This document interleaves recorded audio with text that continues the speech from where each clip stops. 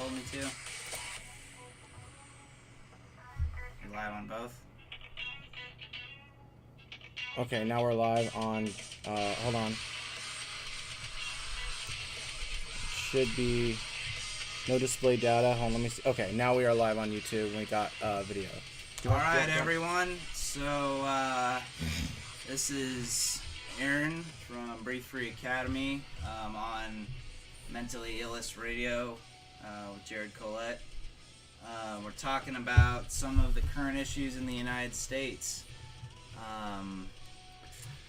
It's a hot button to start is, we've seen how the government's kind of come in with the pandemic and issues facing the United States. Jared, if you could pull up the mass shooting numbers and or the list on Wikipedia, the top 10. Here, give me that. Thanks. Oh, this is Rock Hill. Jesus, he opened all of them. All right. So, this is a list of 2021 I don't want to talk about the shootings right away, but mass shootings. We're kind of hitting some of this, what's going on in the U.S. Another thing we're kind of talking about is, well, where do you want to start, Jared? Because we got a lot to talk about tonight. yeah, if you, I'm just searching around, trying to find where the other links are on Here, the pandemic. I had it up.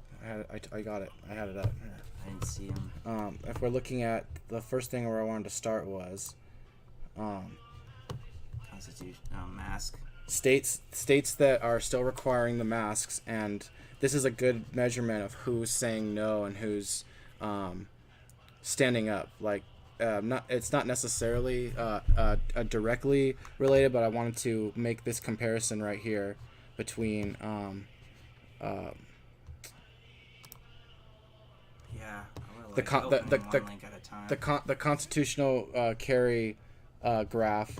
As you see here, constitutional carry states are states where you don't need any concealed firearm permits or to even carry concealed or even have a firearm. Can you turn that off? Something we found interesting with this is that several of the states that have constitutional carry, which is carry without permit, are two of the safest states in the United States, Maine and Vermont. Utah is another one that recently passed, and that's what this article is. Here is Utah governor signs constitutional carry bill into law. And where the heck was I? Here we are. Wyoming is another one. I believe. Kind of curious. No, yeah, it is. Wyoming is another one. So you have interesting correlation between places where you can carry firearms openly without permit, open or concealed.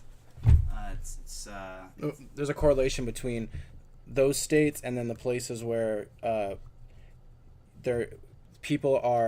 governments are lifting the mandates because people are already going back to work and disobeying the government because they have the means to. And the mandate thing is here. People who well, that doesn't really bring up an image. We're looking at just the image on the Actually does. No, watch, it's gonna be a video with the thing in front of it. Well, I didn't hit play. So anyway, this is the image of basically states that require masks are in blue. Red are ones that have lifted the mask mandate or don't have a mask mandate in place. You have Oklahoma, Texas. Some of the ones that correlate to the other map are Arizona, Oklahoma, Mississippi. And why do you think it's interesting, or what do you find interesting about the correlation in states of lifting this? At least Oklahoma, Mississippi, Arizona, and I believe the Dakotas. Let's look at this map. Yeah, both the Dakotas. So that's probably 1, 2, 3, 4, 5. Dude, you should sit here, dude. If you're gonna host. Yeah, I'm just gonna let it blow real quick. Continue. Go ahead. Anyway,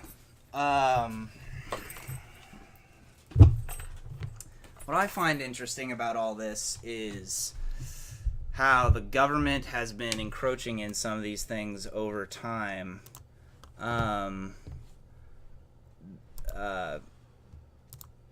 This is where I wish I had the pandemic thing pulled up.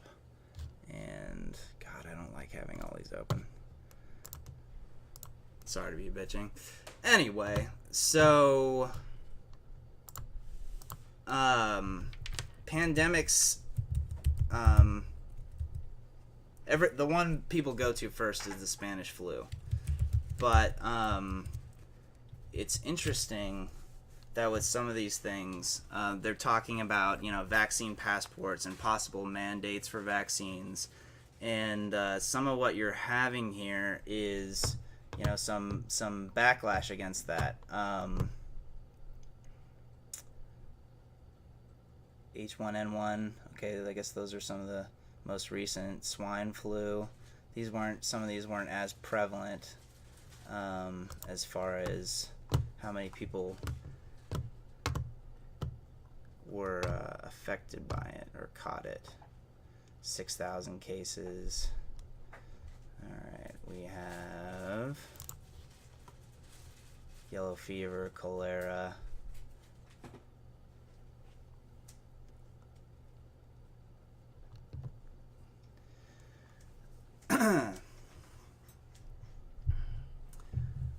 So, some of these things have occurred before, as far as like government response to some of these things, as far as putting out vaccines and so on and so forth. But even with the assault weapons ban, we've seen an attempt of that before. In 1994, it was passed and lasted 10 years to 2004. I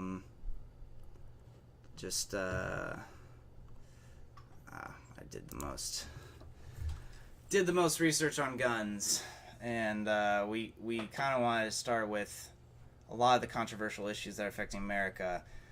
Should assault weapons be banned, and high capacity weapons? Is that an appropriate response to mass shootings?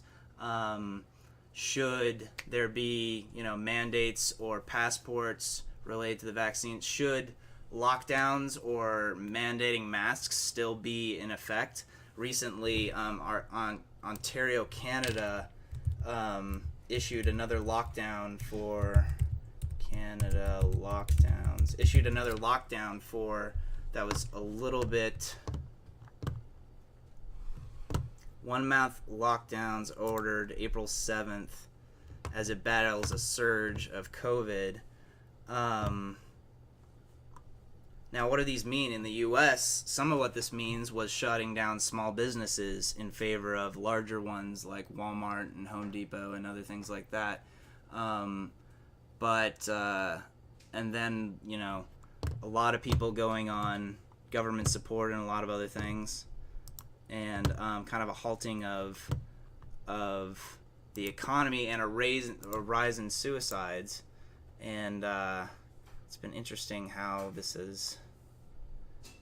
Hey man, I'm going to close some of these. We can reopen some of them. It's just going too slow on the search. When I pull up a new one to look it up, the search is a little too slow for my taste. So, alright, let's just go through all these real quick. We don't need this. It would have been nice to have some keywords, but life goes on, man. Alright, don't need this. What was this 3% Revolutionary War thing you were searching earlier, Jared? I was talking this. Mind coming over here and talking about it? Well, you already know about the 3% of the people who stood up against the king in the Revolutionary War. That's supposedly the percentage of people who still would stand up to fight. More Americans fought in the American Revolution than we thought. Our founders fought a hard war, blah, blah. Last month, claimed that only 80,000 people served in the Continental Army. The 1780 population was estimated at 2,780,000. that gives us 2.96% of the country serving in the military and fighting as basically homegrown insurgents. I found some of the comments interesting on some of these. Actually, I'd like to check that out at some point. Like the other 98% Facebook group and some of the comments and some of these issues. But anyway, Jared, what's your thought on that? You know, comparing how many people fought back in the Revolutionary War to people who are resisting things currently with the government. No, just no. You want to end the? No, I'm just saying. It was just. I was looking it up earlier. I don't think it can hear you very well from over there. We didn't test over there, did we? Yeah, no. Trust me, it picks up. It picks up the whole room. You could hear me. You could hear you in the other room too. All right, sweet. But yeah, it'll be fine. They can hear me, especially with my voice. I have a voice. All right, so back to the topic. No, the 3% is not really a relevant number.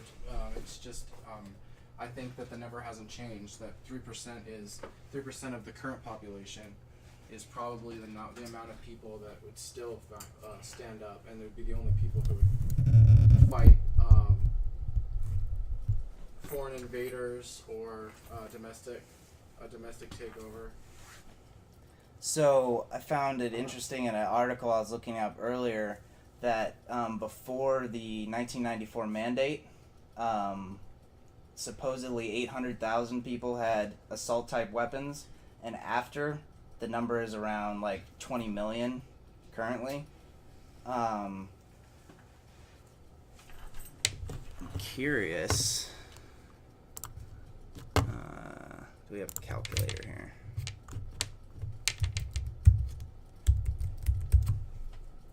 Dude, you present all your information.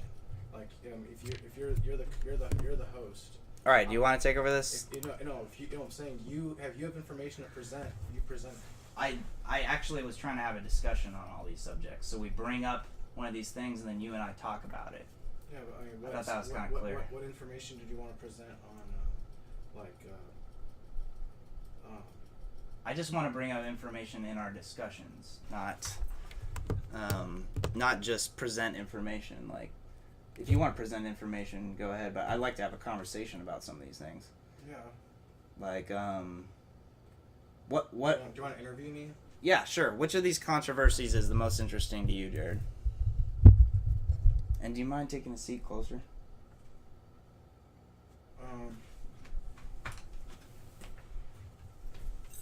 I think that the mic will pick it up, man. You can move So which of these? You can move the mic closer if you want. Move the mic closer to the edge of the desk. All right, sounds good. Done. So which of these controversies do you find the most interesting, or what do you want to start with? Well, I wanted to actually first just talk about each state that's not resisting, or each state that or the states that are interesting enough. Like, I think Arizona and Florida are the most interesting states, especially Florida, because Florida isn't a constitutional carry state, and yet they've lifted their mandates there in Florida. What do you think? Why do you think there's a correlation there? Between the constitutional carry states. Yeah, why are you so interested in that? Exactly. I think because right now, during this period, the season of sacrifice, the March 22nd to May 1st, where every year the government does mass mind control rituals, but it's also a time period when people purge out. I'd really love to see some articles or evidence on that. Anyway, if you're going to talk about something. Yeah, the Skull and Bone Society, 322, anyway, the season of sacrifice, this period of time when usually every year there's new laws that are passed because it's in response to some crisis, but it's like a long-term agenda to, like, since 9/11 and over and over again, all the bullshit. Can we not talk about some of these things unless we bring up articles and evidence on it, because that'd be nice. Well, I'm trying to give you a summary on why I think there's a correlation between constitutional carry states and states that aren't But you started talking states about in which the season people, of sacrifice. states in which the people aren't following the mask mandates, and therefore the government is pressured into lifting the mask mandate so that they can justify the fact that nobody is obeying the laws. And in the case of Florida, it's interesting because they're not a constitutional carry state, and yet they must be armed enough to where it doesn't matter, and the cops will still, because it's really the stance. Have there been armed demonstrations? Why do you keep bringing up people being armed in relation to masks being because of the way that the police treat people, and in Arizona, and I'm sure in the other states where they've lifted the mandates, they did tests. Like, for instance, in Arizona, they did a curfew, like, for a very short period. It was, like, only for a week. And nobody fucking obeyed that curfew. But depending on where in the United States people obeyed it, and not only where did people obey it, where did the police enforce it? Where they actually, like, because I know here in Arizona, the only places where the police enforced the curfew was downtown Phoenix, where supposedly there was protests going off in regards to responding to the George Floyd incident, which doesn't make sense to me because why the hell would there be protests in Phoenix, in downtown Phoenix, in only a specific area? And I think my brother Sam said he went to one of these events, and it was really odd. Like, the police were like corralling the people on where they could march, and anybody who wasn't in that area, who was marching specifically for, like, in that area for the protest, anybody who was just walking on the street around the area was being arrested just for being out after curfew, which is really interesting because that's like the most central condensed area where it's so easy to it's so easy for the police to shut down streets and like arrest people off the you know what I mean? I'm just saying, like, other than that, all the police, they didn't enforce shit. They didn't fucking arrest anyone throughout the whole process. Nobody's been arrested for, as far as I know. I mean, it must be like really far and few between, and it must be like the police arrested him because they were called out because of a mask, but then the person was acting unruly and they arrested for another reason. But no one is, I think, arrested for just wearing a mask because the police, they don't want to get involved in that shit. And also because it's harder to, because people are fucking armed and they stick up for themselves in regards to other things. So, like, a mask is like the least thing that people would tolerate when the police already have a kind of respectful relationship to, you know, independent armed citizens. All right, and I think that in Florida, even though it's technically not constitutional carry, people must be armed enough where it has a similar condition with the police and the relationship with the populace. It all goes back to armed citizens. The way that the stances the police take, are they gonna be super down, do all kinds of extra work, and enforce all kinds of bullshit laws that don't make sense with you know, like the ADA, the American with Disabilities Act, or the Constitution. Like they're supposed to be upholding the Constitution. They're supposed to be holding the ADA, but then there's these new laws that disregard those things, and they're supposed to like choose, like, now that it's popular and the new laws, like, you know, like, it's weird how the ADA only works if you claim a disability, or like that the Constitution sometimes only works if people like know the Constitution and show that they know the law to the police officer. Then the police will respect the Constitution only if the person calls them on it. You know what I mean? And people, or if people are armed, like, regardless, if the Constitution, you know, if it's a constitutionally protected carry state or not, if most of the populace are armed, or whether or not they are armed, that's what's going to determine if the police are going to be respectful, or whether or not they're going to take on extra jobs enforcing new laws that supposedly disacknowledge previously outstanding ones.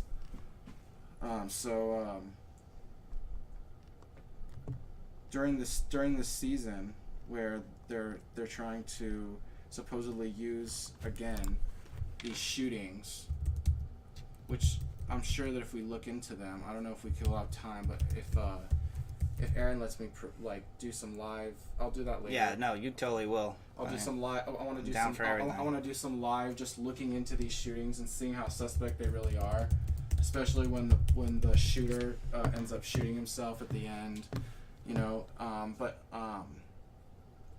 And what these shootings have ultimately lead to, like they had these bills lined up, and then like they already had it lined up. They already written it out, and then this fucking shooting goes off or whatever, and it's like, oh, now we have reason to institute this new law or whatever, and really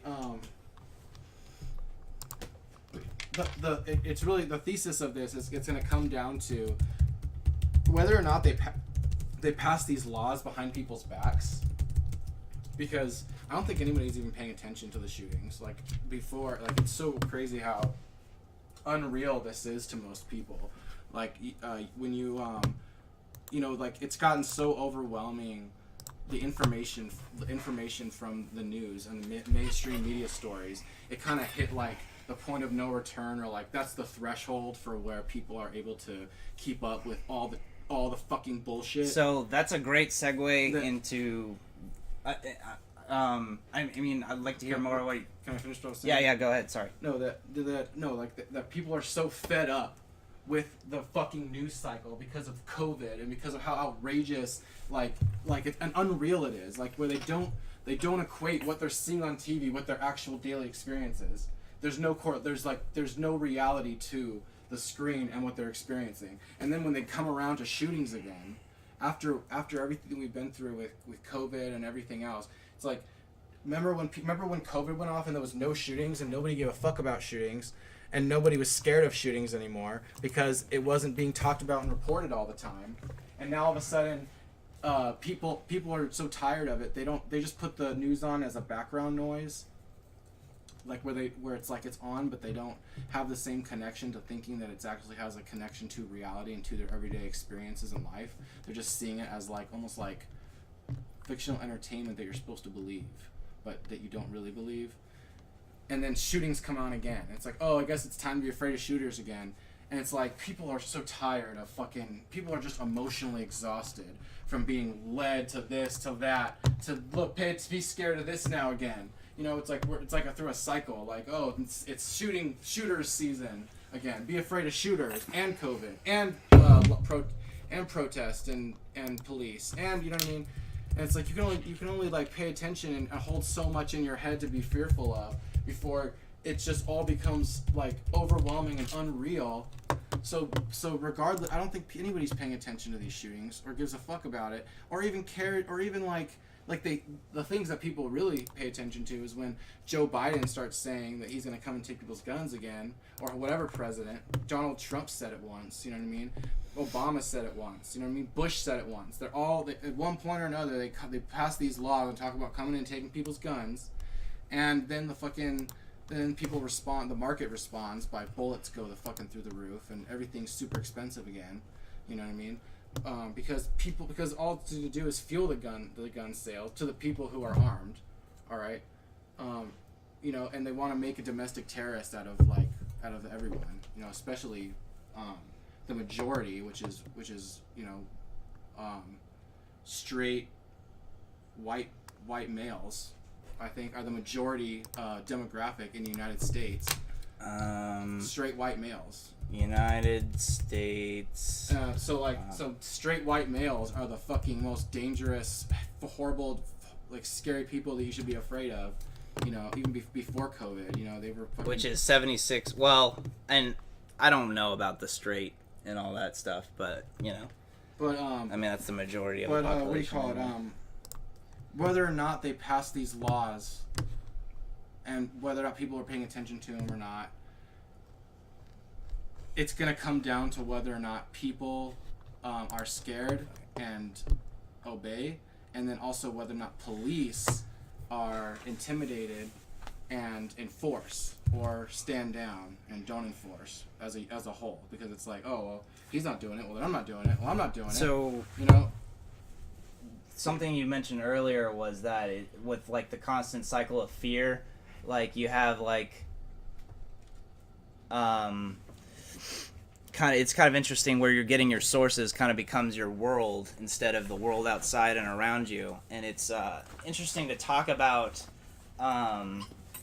like, well, why do you believe what you believe? Like, where did you hear what you heard? You know, like, what was it, you know, is it, and are these places to be trusted? Have these misled the people before? Or, like, you know, have like mainstream doctors, you know, my grandfather always had a mistrust of doctors and lived to 89 because when he was younger, he had acne and he went to the doctor and the doctor prescribed him cigarettes to treat his acne. And later in his mid-30s, a doctor told him, and he was smoking about 4 packs a day at that point, a doctor told him he needed to quit cigarettes or he was going to die, like, in a couple years. And the whole vast change from basically medical doctors promoting cigarettes and being a part of ad campaigns to the complete change that, you know, it was going to kill you and all these other things, you know, increased risks of cancer and heart disease. And when you're talking about, like, what you know, what people are actually afraid of and the leading causes of death, there's this John Hopkins reported diagnostic errors as the most common and costly type of medical error, impacting more than 12 million patients each year across the U.S. It's supposedly the third leading cause of death according to that study. Leading cause of death in the U.S.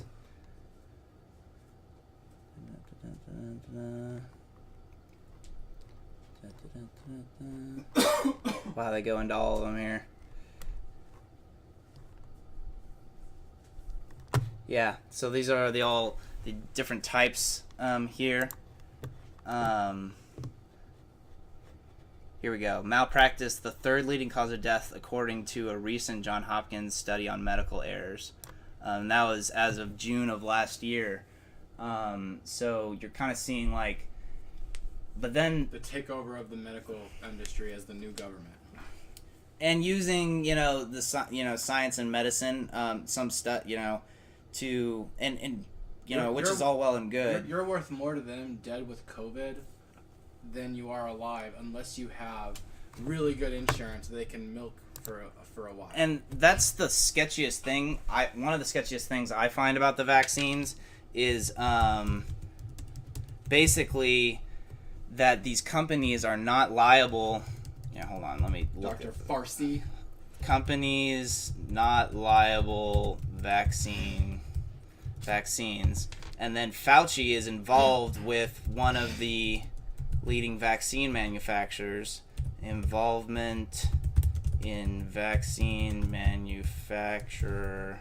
I'm pretty sure he's a stockholder of pharmaceuticals as well, probably. And let's do the fact check. I don't know, maybe pull it up. They have zero liability for their for anybody who has a adverse reaction. Drum roll. Largely untested vaccine for a 99% survival rate that the sun can kill if you stand outside in the sun. Yeah, Gates does, obviously. Statement that investing up to $100 million in the virus, $60 million. You guys, the flu killed more people this year and last year. Well, the thing is that flu deaths disappeared for 2021, which was interesting. It might have been 2020 as well. Here, flu deaths disappear. So, when you... Amid the COVID pandemic, the flu has disappeared. What happened to the flu? Where'd it go? Jesus, Jared. Where did the flu go? Oh my It God. just disappeared. Oh. No, all right, but that's important to note because, like, typically around 40,000 people a year die of the flu, and no one's dying of the flu anymore. It's all COVID-19 deaths. Oh,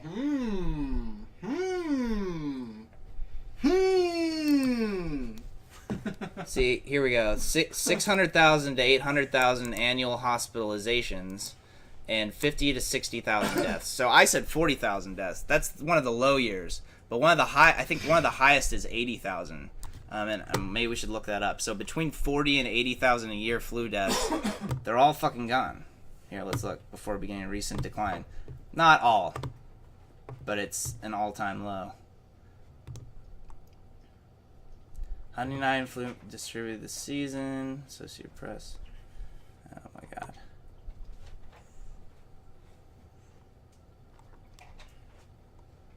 It says flu has disappeared, but I don't see where they're citing that information, like what the numbers are. Somewhere else I saw has virtually disappeared. PBS. Yeah, I don't know. The Associated Press and PBS seem like okay sources here. Anyway. Anyway, they're lying to us about numbers, and that's only one of the ways. And it's all a fucking big show, and it's all a big fucking farce. It's all a big fucking scam. I'm not saying that the COVID-19 is fake.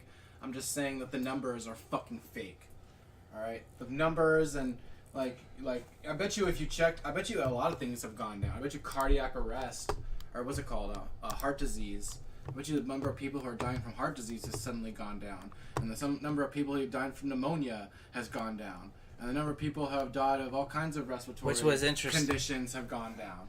Which was interesting, because when you factored in the people who they knew for sure died of only COVID, and then also COVID or a respiratory illness, it was only, I think, 30%. COVID, well, whatever, we'll look that up later. What I want to talk about here is what you also have this year is, this is as of March 4th, 2021, that black communities showed dramatically lower vaccination rates and a distrust of the government. It doesn't really reference the Tuskegee experiments here, I believe, but Jared, do you mind if we listen to this just for a second? How much of it? 3 or 4 minutes. Okay.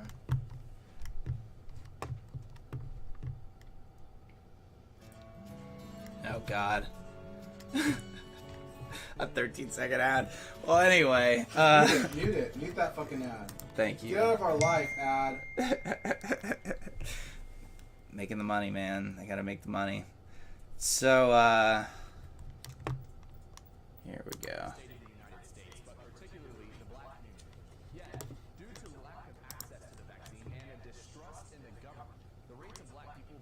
Vaccinated is dramatically low. Yeah, so what are doctors and leaders in the black community doing to build back the trust? And will it be enough? ABC's Alex Crochet reports. Just over a year into the coronavirus pandemic, and the U.S. has already reached the grim milestone And they're of supposedly more than dying at 7 times the rate COVID-19 deaths. of whites. Those most affected, communities of color. President Biden's acknowledged it. The devastation in communities of color has been nothing short of stunning. Just Stunning because they're minority. The reality of those Why would numbers they is affect the especially minority in more? Washington, D.C.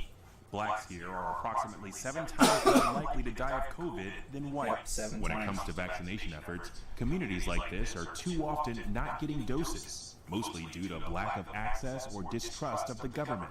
Samantha Ortiz. Wonder why they distrust the government after all the Black and stuff that's Hispanic happening. people were receiving smaller shares of vaccinations That's so dumb. compared to their shares of cases and deaths and the overall population. Ward 7 in Southeast D.C. is 92% black. Reverend Kendrick Curry of Pennsylvania Avenue Baptist Church says he's buried more people in the last year than he can remember, almost all from COVID. This thing hurts. For Reverend Curry, COVID-19 The whole interview. I got that one clip. The church is in a pilot program partnering with the city to boost vaccination Yeah, rates. that's all they wanted to show. Throughout Huh? history, you found that the black church in particular has been meeting the needs of the people. The church also combats the element of mistrust that stems from deliberate efforts that harm the black community. Like the Tuskegee How many syphilis times has the experiment. Oh, government... it's For Tuskegee. decades, the government purposely misled black men with syphilis, withholding effective treatments to monitor its untreated effects. They were told the study would last 6 months, but Tuskegee. it went on for Google 40 it. years. I heard the FBI gave the black community syphilis. Yeah. Or AIDS or whatever. Distrust. Or For Reverend Curry, sickle this is cell also anemia. about accessibility. He wants his pop-up clinic where people need it the most. During the middle of our interview, Well, the this man syphilis is overcome proven a passion and documented interrupted. and admitted by the government.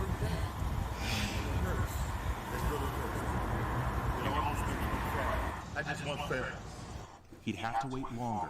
Today's vaccines were reserved for seniors. And that's precisely why Reverend Curry says his work is far from done, hoping his house of faith will... Now, I guess they just focus on that from well, that was the end of it anyway. But, you know, I mean, that doesn't surprise me. I mean, Margaret Sanger, you know, like, right? Margaret Sanger and the Genesis Society and her book,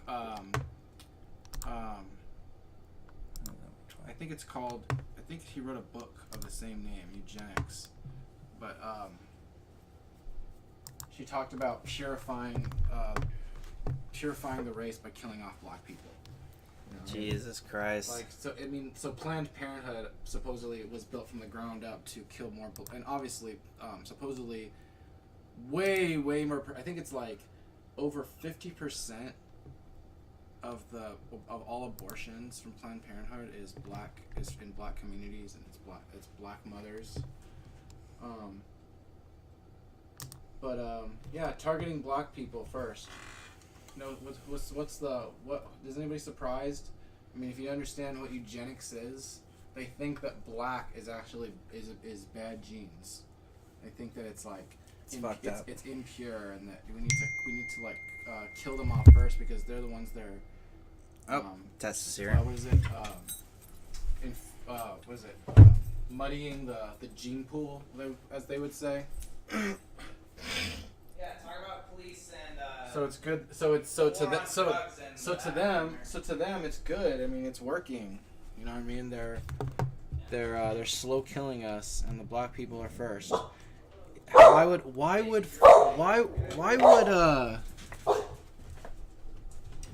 a pandemic that supposedly only targets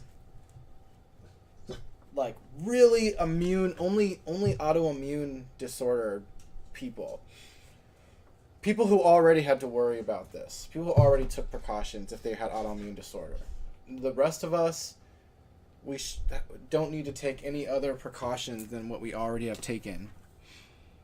If you don't have to worry about the flu, the COVID is supposedly less deadly. Hold on one second. Hey, come here, outside. Get outside. Go. We have a friend that's just arriving. Out. I'm still training this dog not to bark and to Anyway, it's really interesting that that why the hell would this disease that supposedly only targets autoimmune people and old people, why would it be killing the minority over the majority, like the minority race over the majority? You think there'd be more? You think there'd And you be? find these minority groups have the most mistrust in government. Native American cultures, black cultures have a long history of being discriminated against and fucked over by the government. Well, they don't have the same reverence for the police. That's for sure. Right? Yeah, I mean, jeez. I mean, and with the police, like the way that black people interact with the police, it's really wild, man.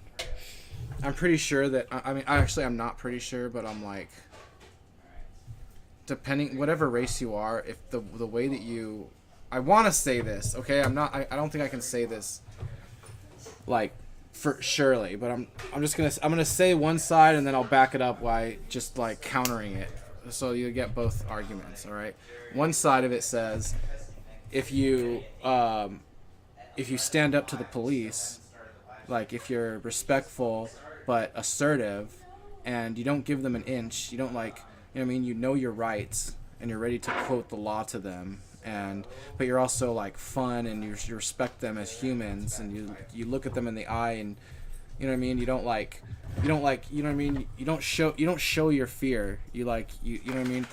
Supposedly, if you interact with police this way, they're more likely to like just be amused or admiring of your charisma. Like they're more than ready to just watch someone to like have a good, you know what I mean? Like they want to have human interactions, you know, but where the way black people have normally always been treated and raised their whole life, it's like it's like instantly like put your hands on the car. Oh hey, what's up? I'm Jared. Hi. Hey, Tess. You know what I mean? It's instantly like put your hands in the air, put your hands on the car. You know what I mean? And like black people are more than I've just noticed that I think what I've seen is that many black people have been conditioned since they were young to like follow the officers or to the T, like where any officer can just fuck with any black person to follow any orders they want and take them through the ringer. And I'll get up and let you sit back down here in a minute. But take them through any stupid like combination of orders and directives before they'll let them go. You know what I mean? Especially in unconstitutional carry states, like because in constitutional carry states everybody's armed, so in a way everybody's equal to the police. But if you know what I mean, if it's like L.A. or New York, it's a densely populated area and firearms are extremely prohibited. So that means that they're gonna bet that you don't have a firearm, and they're gonna search you. They're gonna search your car. They're gonna search your trunk. They're gonna take every fucking right from you because they're gonna assume that you weren't stupid enough to carry a firearm. Because if they find a firearm in your vehicle, they're gonna fucking rape you and take you to prison just for having something to defend yourself. Know. Maybe rape. Probably not rape. But they'll definitely kidnap you and put you in a cage. So that's, you know. So what I'm saying is, yeah, like people already had to worry about police having any reason they could to molest them in unconstitutional carry places. But the situation hasn't changed with the mask thing. The police are still using any excuse they can to rape and molest people, especially places where they don't have constitutional carry, and then less likely to rape and molest people in places where people do have constitutional carry, regardless if you're white or black. But either way, the black people are going to be targeted more. First of all, racially profiled, and the way that you interact with the police are going to fuck with the black people way more, but it's going to be harder for them to be able to assert themselves and show the officers that they aren't going to be intimidated, you know, to stand up to a bully as a black man. I mean, but either way, if they think that you have guns, they're going to be less likely to fuck with you and more likely to be respectful and cautious of you and take you as an equal, because you are an equal threat. So technically, could you just jump in, just over talking? Your concern is more against the police, like having guns against the police is the. No, having guns. We're kind of saying that gun laws are racist in their enforcement, and that also like the drug. Basically, some of these things that are enacted on everybody. Like I just looked this up. Cannabis arrests accounted for 30% of blah blah blah. Right. Overall, black people are 3.64 times more likely than white people to be arrested for marijuana possession. Now, this is something that is being like, you know, like Arizona just legalized, you know, for example, But you see this with violent crime a lot. So they say that statistic that black people are more likely to get arrested, but at least with violent crime, more black people per capita commit violent crimes. So it makes sense. You know what I'm saying? So I don't know what the statistic is for that, but... The statistic for what? Crime rates by race. But the thing is that it's easier to enforce this on like poorer and inner city areas, and I think that's another contributing factor is that, like he's saying, in these areas that they're actually discriminated against sometimes the most, you have a lack of ability to carry a firearm, which is kind of interesting. It's not in it's not in these constitutional carry states like, and you know it happens all the time regardless. You know, not to say that it eradicates it, but like we're just noticing that the the top 10 safest states in America, like 6 of them have constitutional carry, which means you can open or conceal carry without a permit. Yeah. Which was it's just intriguing. Some of them are lower population, so that plays a factor in it. But Arizona is a higher population one for sure. And I didn't know Maine. Yeah, I don't think Arizona I didn't know is in Maine there. was a constitutional carry state. That's crazy. I didn't know that either. That's weird. I don't think that's right. I think that map is wrong. I think that map is slightly off. Let me get my phone actually, because I don't remember seeing Maine on. Sorry, no. I remember seeing Maine on that list. Okay. Yeah, and honestly, these are all really... Oh, New Hampshire. Wow, Massachusetts. And Massachusetts has really strict gun laws. So that's an example of the opposite. But New Hampshire... And these are all pretty low population states. Utah is a little higher up there. But Maine, Vermont, these 2 are constitutional carry. Utah is constitutional carry. Wyoming is. New Hampshire. So you got 1, 2, 3, 4, 5 out of 8. Oh shit! Have more states been added since last I checked? I thought it was 16. Now it's saying it's 19. Jesus Christ. Wait, hold on. Connecticut and Rhode Island. Oh, that goes against that. Those are like very strict. So, it's actually hard to say either way. But then it's I find that intriguing. So, yeah, it's what do you call it? Alaska, Arizona, Arkansas, Utah, Idaho, Iowa, Kansas, Kentucky, Maine. Okay, in 2015. Mississippi, Missouri, Montana, New Hampshire, North Dakota. Only residents can conceal carry, apparently. But 1, 2, 3. Oklahoma, South Dakota, Tennessee, only residents as well, and handguns only. That's fucking bullshit. That's not really constitutional carry. If you had a rifle in your back seat, they can molest you. But I mean, they're still going to be terrified of your concealed shotgun or handgun though. But if they're going to be like, hey, let me see your local license to see if we can fuck with you, because technically we can get you if you have firearms. If you're not a resident or whatever, it's like, you know what I mean. It's up to it's like for any fucking reason, up to a police officer's discretion, especially with colored people. Because they profile people. That's part of their job. They started off as a slave catching business. Is that okay to say colored people now, or? People of color, colored people. Okay. You know what I mean? Yeah. Technically, white is still a color. So this is the map. If you could take a look at but that. you know what I mean? Like people, like they profile. These are the 15 states that don't have a mask mandate in place. Right. The red. Yeah. What we find interesting is that 5 of these states, for a total of 5 out of 15 of the states have constitutional carry, which is interesting because there's only how many states do have constitutional carry now, man?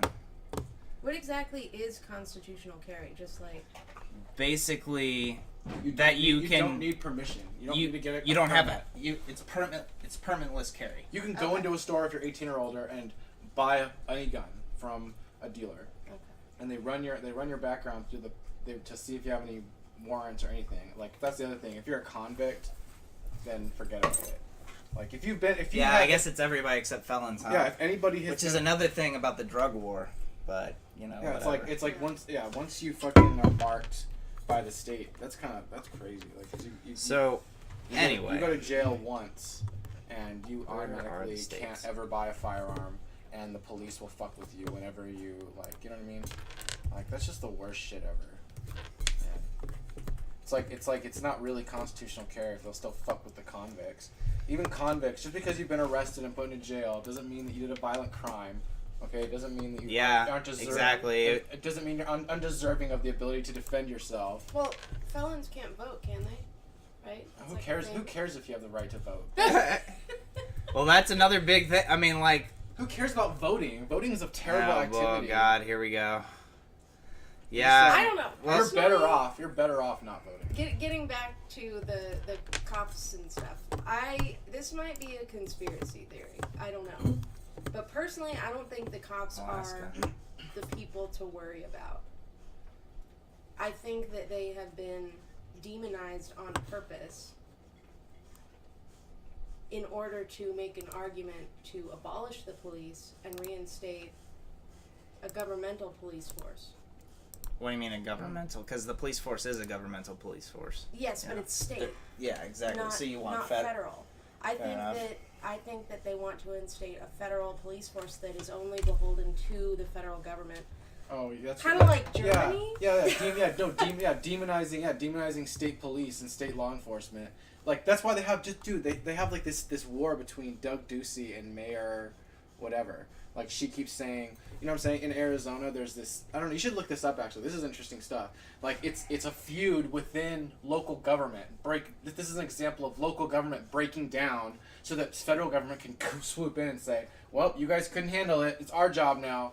You know what I mean? Yeah. So Doug Ducey is lifting the mask mandates, and then the mayor is saying, no, mask mandates still have to be enforced everywhere. So businesses are like, we're not gonna side with, even though Ducey is the governor and the mayor, and she's the mayor. It's like now businesses are like, is it legal? Is it not legal? People are like confused. People are arguing. Like businesses have to decide whether or not they. Like, in Arizona, between opening, Flagstaff and Phoenix are the only ones that have kept the mask mandate. Correct. No, but I'm saying it's not based on the city at all. It's based on individual businesses and whether or not they want to open their fucking doors to fucking anyone and respect people's choices, or not open up because for risk that the federal government is gonna come in and it's like right now it's like they just fucking made it a mask mandate and then they fucking released the mask mandate. It's like the law could go back and forth again. If you're a business, do you have the fucking time to change something when it could flip back and forth? Like it could flip back. So it's like, to be safe, if you want to play it safe as a business, you can side with the mayor. And it's not just business. It's not just businesses. It's also schools. Hey, like Mr. Monologue. What schools and what elementary schools are actually lifting the mask mandates or are still heavily enforcing them? Yeah, and you have a huge point. Can we have a bit of a back and forth here? This is an example of, it's a reason to come in and institute, a federal police force. Well, that's not a good thing, though. But that doesn't change... I'd like to talk about the opposite. That doesn't change the fact, though, that police are still the ones that are going to enforce the new rules or not enforce the new rules. Yeah, but what I'm saying is usually, like right now how it works is police officers usually come from the communities that they are enforcing the laws of.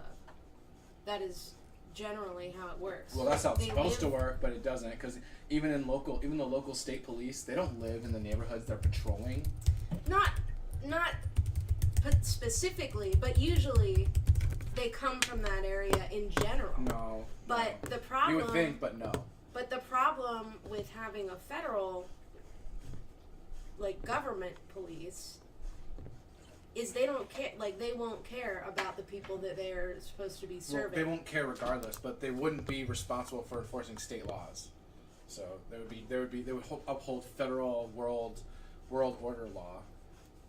Yeah, but the problem is that then you have a police force that is basically on the side of the government more so than they are now. Well, no, they're always going to be on the side of the government, but you're talking about whether or not they're going to be federal officers or state officers. And if they're state officers, they're going to be more under the jurisdiction of state laws. Exactly. Exactly. But what I'm getting at is that that is sort of what happened in Germany before World War II, was that they got rid of local police and they had state police. Yeah, which is a problem, because then they could come from anywhere. So you could have a California guy go to New York and be a police officer there, and he doesn't care about that community. He doesn't know the people. He doesn't, it doesn't matter to him, those people. You know what I'm saying? It's just more of a division between the people and the government. Mm-hmm. And that's not good. Well, yeah. Well, I don't think that there's really that much. What's the opposite of division? Unity. I don't think there's much unity between the state police and the community as it is. But we're not talking about, like, I just want to just clarify that I don't think that, like, yeah, you're right on one but not the other. You're right that it's more of a problem for there to be for there to be federal government, because then, like, it doesn't matter what all the progress that the Arizona or, you know, Florida or whoever, Texas, all the progress they've made as a state government, like legalizing weed or all right, so or that like, brings it to Arizona. It's all gonna be null and void. It's gonna be like avoided because it's gonna be just all federal law. Weed is still federally legal. So, but then this also happened with guns recently. So they're calling for gun bans nationally, or at least instituting a similar one to the 1994 ban on assault weapons and high-capacity magazines. But Arizona just passed HB 2111, which they say quote, if the zealous gun grabbers in Washington try to disarm citizens in the name of political posturing, we're not going to allow it in Arizona. That basically they're going to ignore unconstitutional federal gun laws. But it doesn't have any teeth. And when they're talking about state and federal officers, this is where it really comes in. And anybody kind of listening to this, I really hope that you might consider supporting some sort of legislation related to this. But, like, currently, how most of the enforcement of federal laws, whether they're weed laws or gun laws, happens is that federal agencies come in and they deputize state law enforcement. And the biggest mainstream example of this was in Portland, Oregon, with the riots out there. And the Department of Homeland Security and a few others started deputizing state law enforcement and mobilizing them.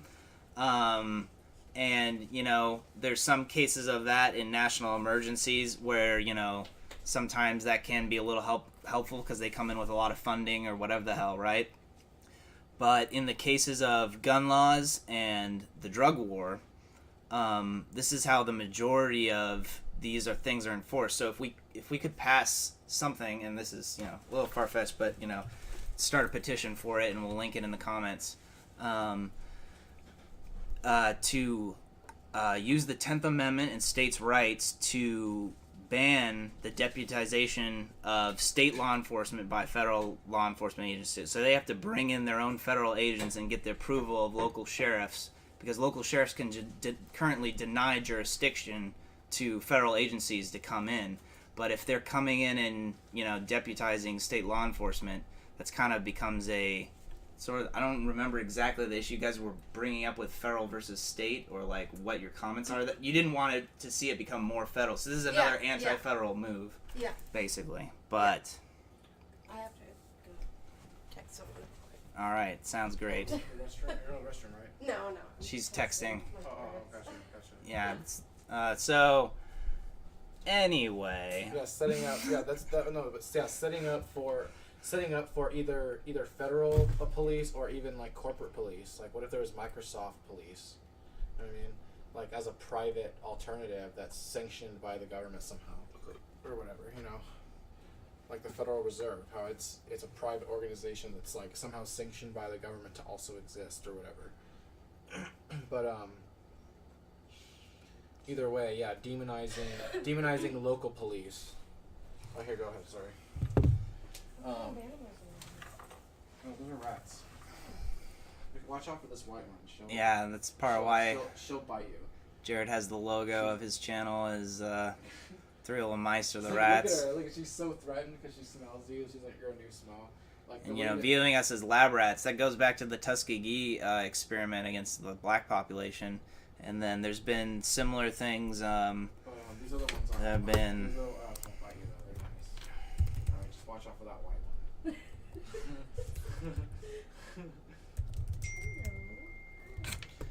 You had also, when alcohol was banned,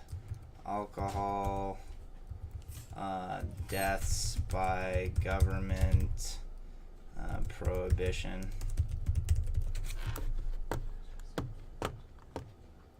The U.S. government poisoned the citizens, and, you know, and then you have the Tuskegee experiments, and then you have, you know, Manzanar and the Japanese internment camps, and then you have the mass slaughter of Indian livestock, Native American livestock, and then the Indian schools where they force cutting hair, and and then all the broken treaties. But and Aaron, trust the plan. Yeah, exactly. And people will say that with something like this, an assault weapon ban, that the federal government should be the only ones with the assault weapons, because that's what's really happening here. If you ban it for all citizens, what you're really saying is not that you're banning assault weapons.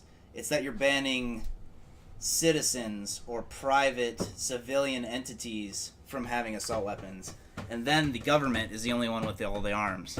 And that's another time where when you compare some of these statistics, in fact, I'd love to on here, democide in 20th century. Democide. Democide is a concept proposed by U.S. political scientists, blah blah, to describe the intentional killing of an unarmed or disarmed person by government agents acting in authoritative capacity and pursuant to government policy or high command. The definition covers a wide range of deaths, including forced labor and concentration camp victims, killings of unofficial... And this is happening right now in China, by the way, with the Uyghurs, which,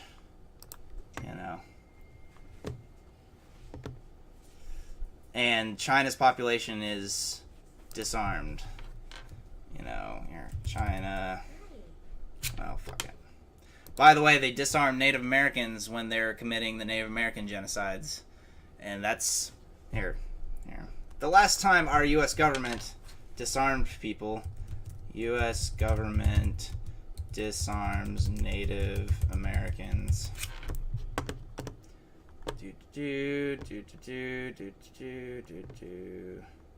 Wounded Knee. Oh, Cora. That's not very... Oh, jeez. Alright. Law outlawing Native American Indian gun ownership. Jesus.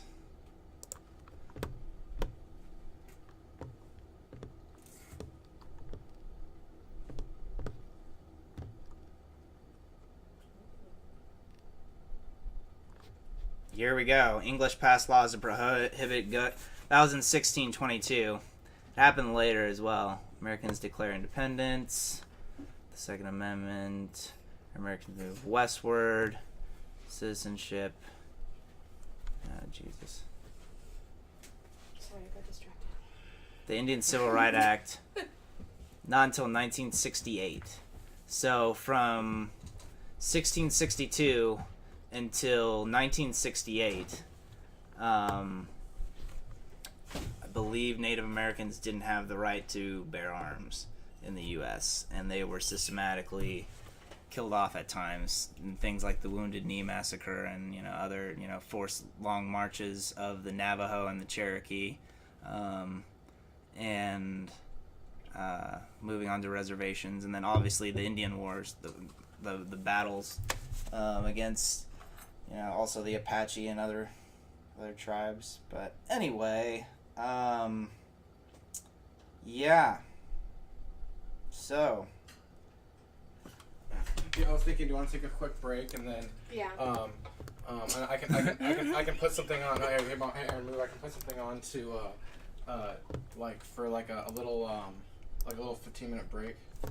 Fair enough. There's also this video that I could leave on for about the last time they did assault weapons ban that people can listen to while we go. Well, I want actually add something. Come on. What's that? We can listen to this when we get back. All right. It's something that we're just going to Where are we going? I was gonna go outside and just get a breath of fresh air and. Yeah, I wanted to smoke. All right, yeah, let's do that. All right, we're gonna smoke tobacco.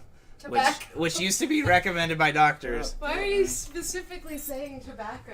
I'm gonna smoke tobacco. Well, I mean, I am going to smoke tobacco, but it's funny that you specified. Yeah, cannabis is legal in Arizona now, but you know, for the feds listening that want to deputize my state law enforcement to, you know,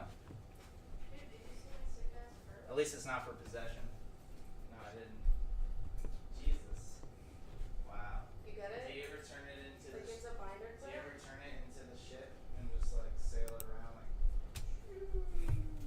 No, I've never done that. See, I always thought those binder clips looked like. This looks like the ships in Star Wars in like Episode 2 Attack of the Clones, the little clone ships. They compared these in videos. Like it looks like just the same. It really is. All right, you ready to smoke some tobacco? It doesn't sound as cool when you say it like that. I thought it sounds perfectly great. Are you All right. smoking cigarettes now? Not usually, but my tobacco pipe is clogged, so Oh. yeah. You don't have any pipe cleaners? I have them all up north at my property instead of with me, so it's pretty useless. Are there lights? Little puppy. Yeah, probably. What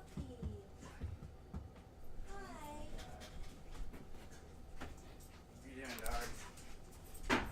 I don't know, dude. I don't live here. Jared's just taking forever.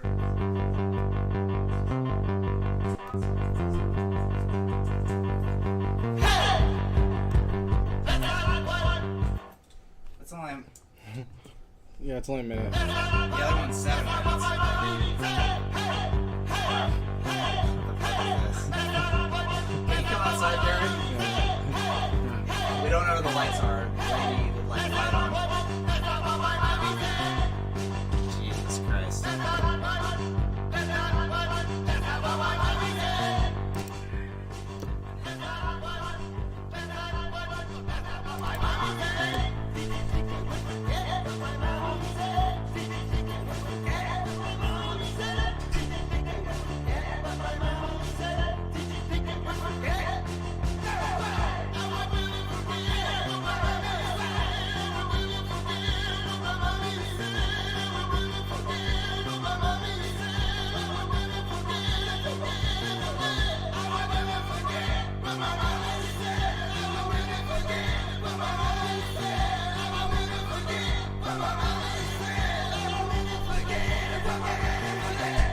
Never forget what my mama said.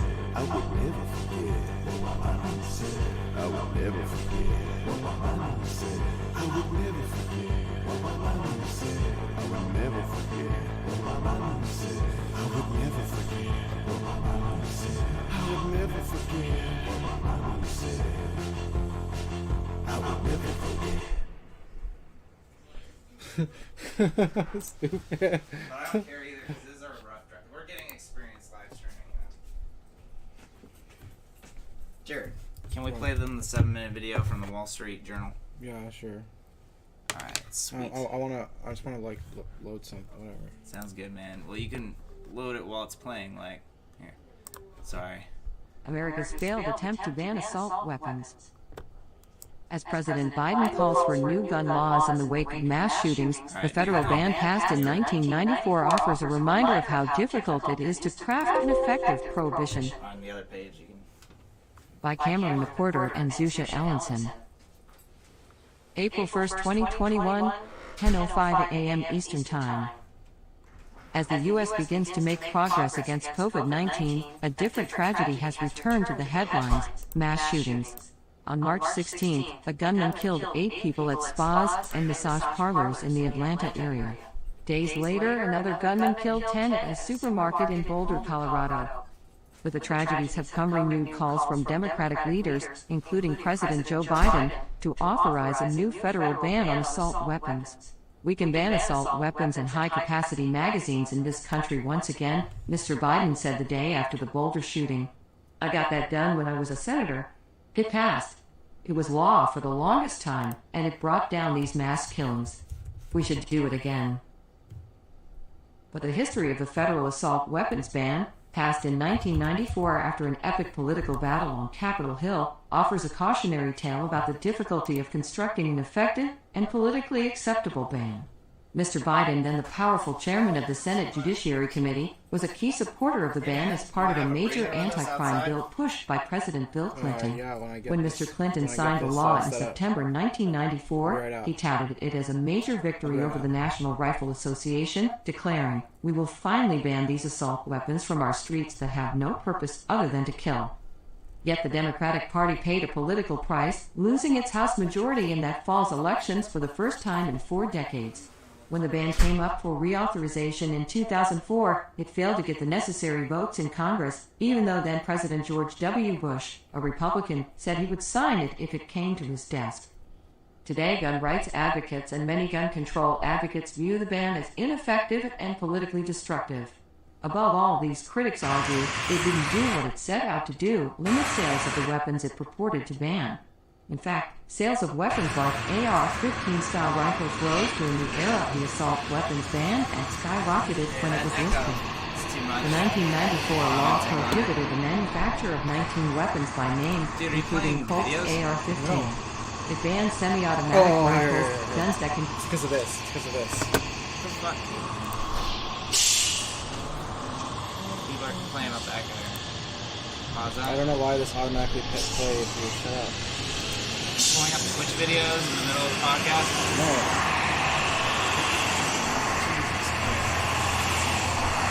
Sorry, everybody. We're trying to close it. Okay. Alright, anyway. So, play this again. Quickly fire one shot after another with each squeeze of the trigger that had detachable ammunition magazines and at least bayonet mount.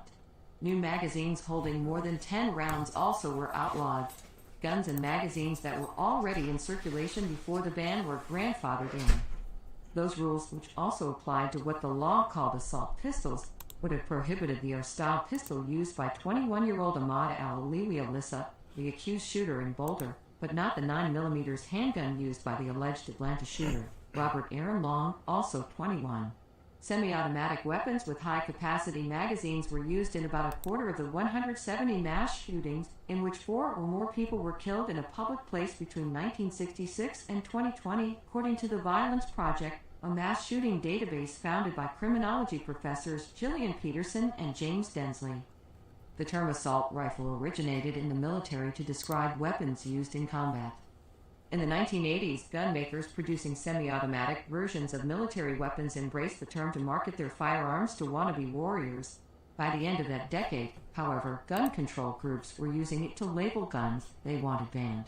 When the federal assault weapons ban was passed in 1994, both gun rights and gun control supporters believed it would severely limit civilian ownership of assault rifles. But that didn't happen.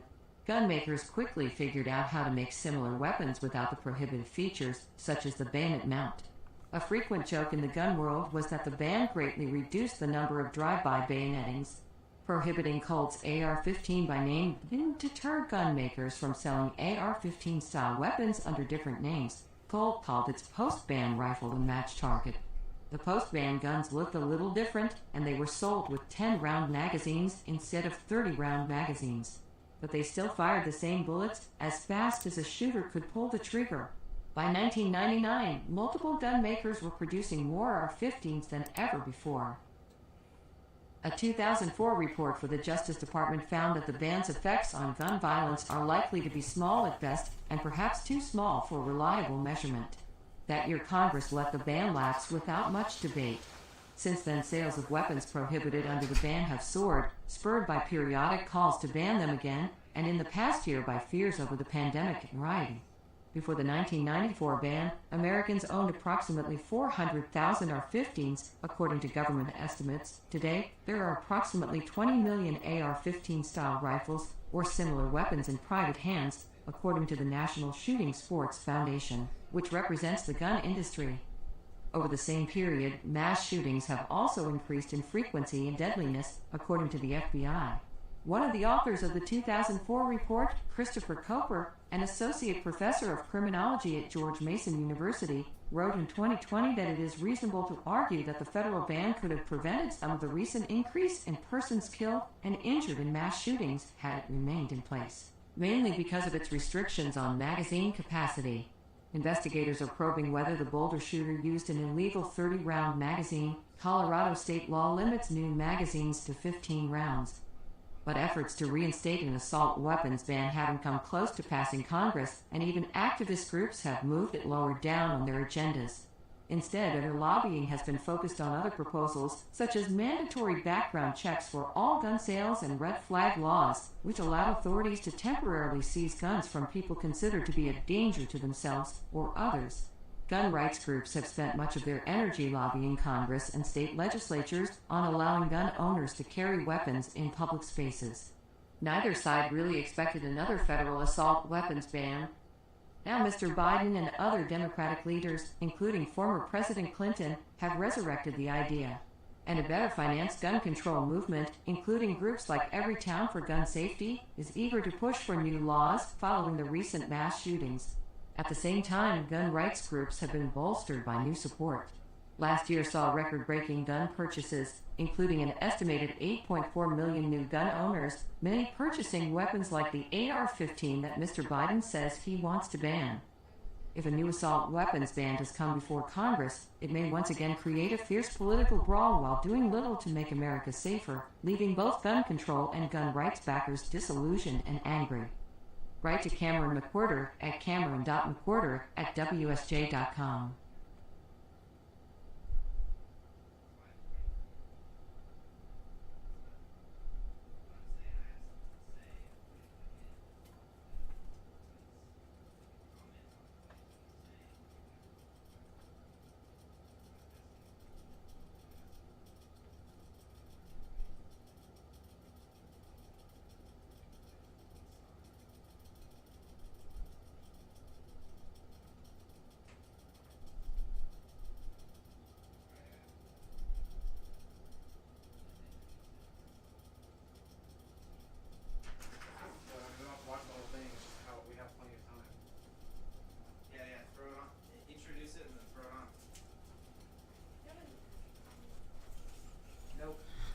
All right, you guys, if you're in a constitutional carry state or you're in a place where it's like, you know, like if you think that the police don't want to get wrapped up in court battles and they're not going to fucking, and you know what I mean, like it's about saying no to, it's saying no basically. It's like an example of how to say no respectfully. I'm going to show you an early example cuz I've been demonstrating this on the buses. But I want to show you I'm probably going to put this together in like a documentary style format to like present it all at once as its own YouTube video. But I just wanted to show an early example and then eventually show you a later example. Two different examples of how you can do this. One is just simply standing your ground and being respectful, even if everybody on the bus is yelling at you, everybody in the store is yelling at you, or wherever. You can be one individual standing in the right and standing up for yourself, and bully stand down. And then the second example is going to be, you know, they're using a logical fallacy of appeal to authority to say you're not allowed to, you have to wear a mask and there's no way you can say no. And you use the same logical fallacy, appeal to authority, just throw the ADA or the American Disabilities Act of 1990 just at them in like a really well articulated way, and it instantly just works a lot better. But at first I was just trying to go with the original example, which is just be respectful to people if you want to be respected. Anyway. Hey, I'm just trying to get to work, but you know, if I can document it, I'll document it too. Hearing that good, dude? Hey, I'm just trying to get to work, but hello. Hey, go back. That's the beginning. Go back to the beginning. I'm just trying to get to work, but this is wait, what? Hey, oh no, I'm just trying to get it's going to back. work, but you know. Stop. Take it back to the very beginning. All right. Mind turning down the audio first before you hit play? Perfect. Hey. What the hell? Why isn't it starting from the beginning? Jesus Christ. Thanks, Twitch. Fucking assholes. Nope.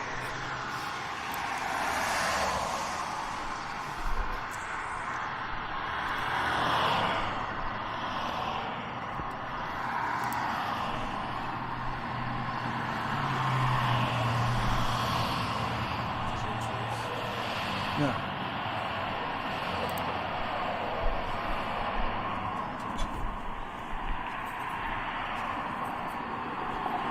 If you want to skip this, skip like 5 or so minutes ahead, 5 to 10.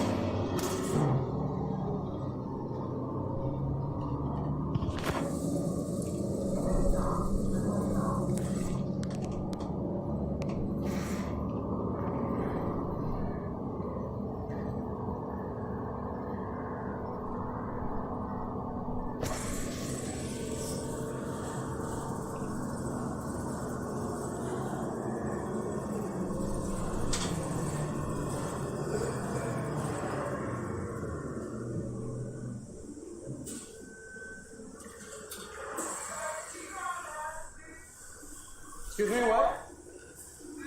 I have a medical condition. There's an exemption to the law. It's a medical exemption.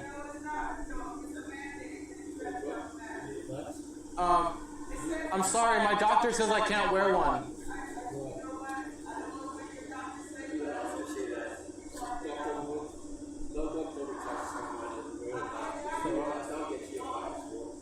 Dude, I can't wear one. I'm sorry. It's perfectly legal to choose to say no. All right. Well, then, if you want to call the police, I can wait till they get here. Or you could just drive the bus and do your job. I don't want to be bothered. I don't want to be bothered, man. Can you please leave me alone? I just want to drive the bus to work.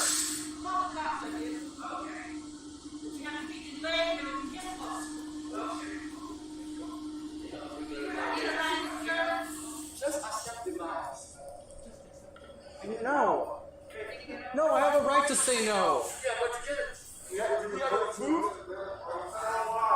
Dude, if you guys want to be respected as adults, you have to respect other people's choices. Do you want to be respected as an adult? I have the right to say no and be left alone. And it's legal. It's perfectly legal. If this is about legality and you care anything about the law, you would do your job. Your job, yes I can. I do it all the time. I've been doing it for a year. People leave me alone and are respectful most of the time.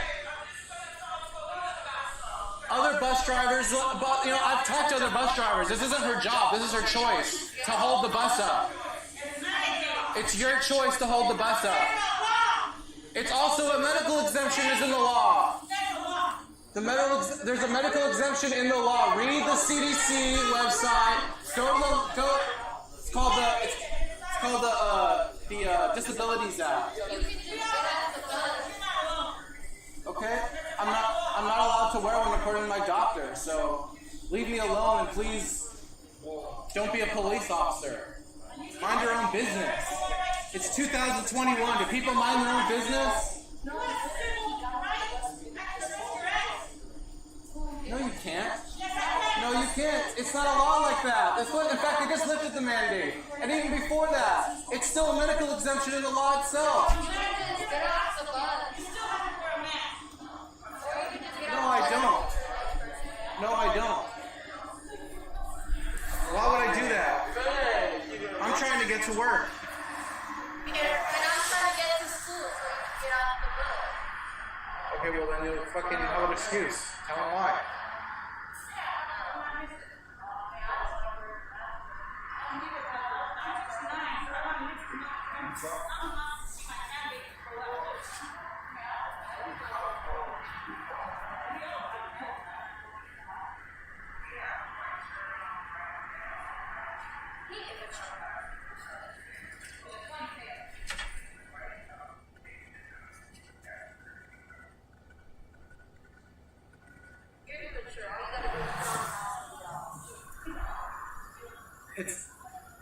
I have a right to say no. I don't want to wear it, and I can't breathe with it on. I can't breathe with it.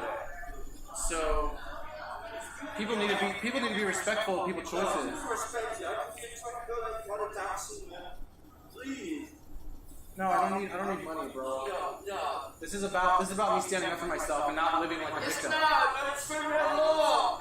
No, it's not. It's not, dude. It's legal to say no. Why would more people say no? They don't like it. You have the legal right to say no. And the only reason why it's become like this is because people have been letting these small battles lost every day. And people have gotten away with treating each other like this. People need to be left alone and mind their own business. That's how people get along and respect each other.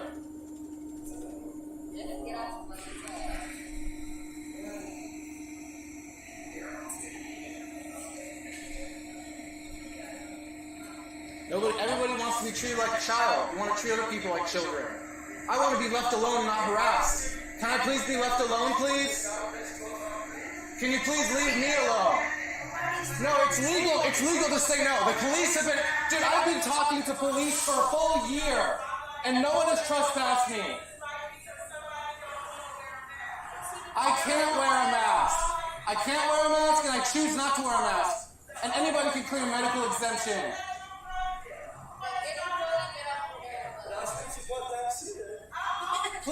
Please leave me alone. I would like to be not harassed today.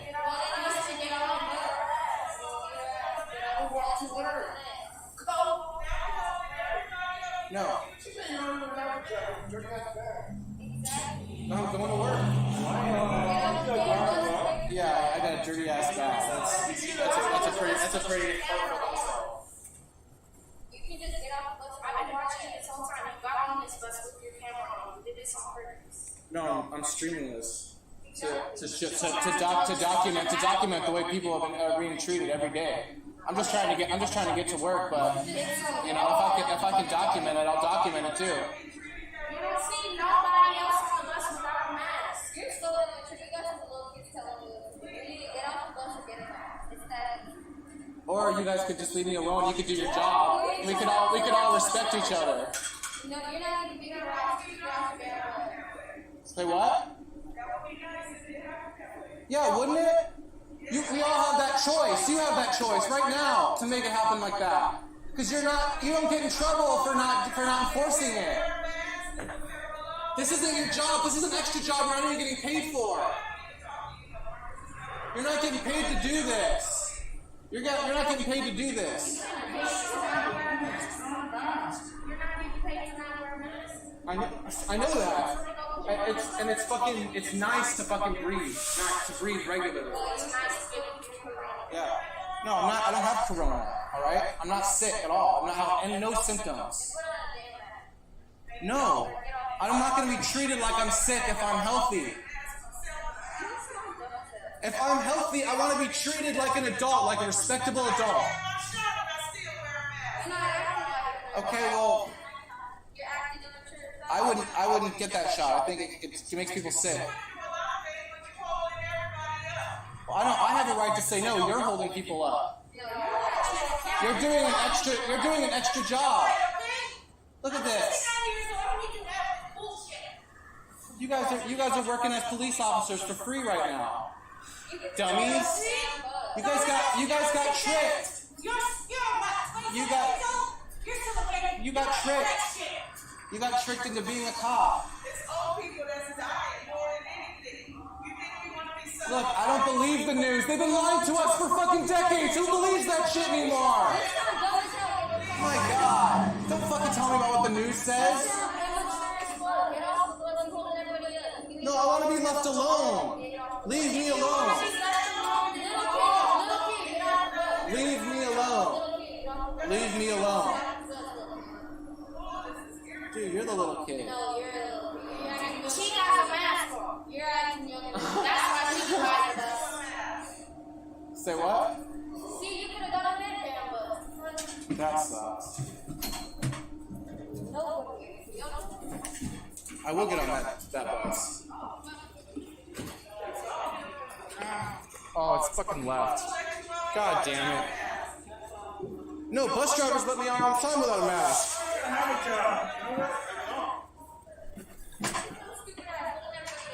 I'm not. She's holding. You have to recognize who's doing this. Who has the choice to drive the bus? Not me. And it's not her job to do this. She's not getting paid to do this. You want to look at me because there's only one of me. No, because you don't have a mask on and you're not getting off the damn bus. You're holding everybody up. She's holding everybody up. I want to be left alone. Then get off the bus. You want to be left No. alone and sit at the bus stop. No, leave me alone. It's that simple. No. Leave me alone. I have the right to say no.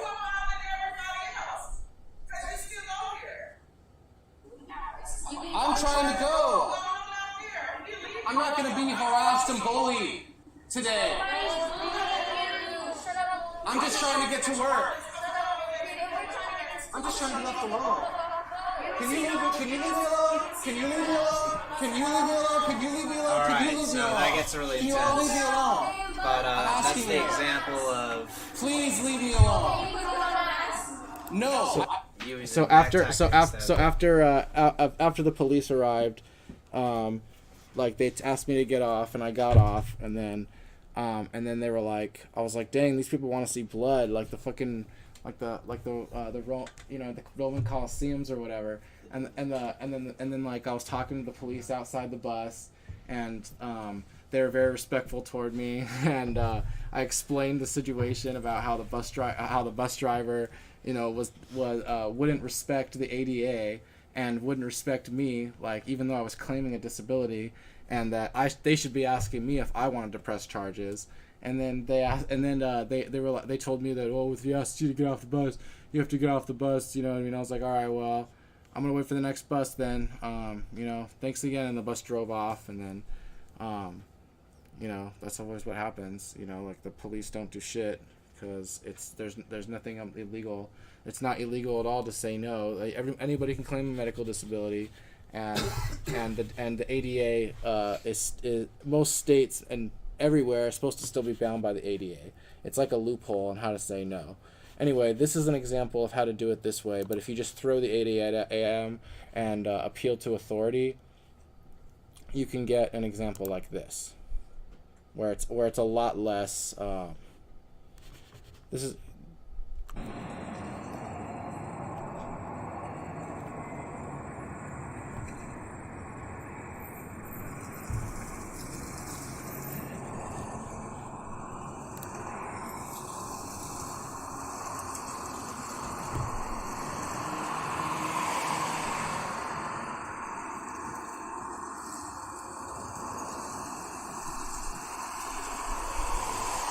Waiting forever for this fucking light to turn green.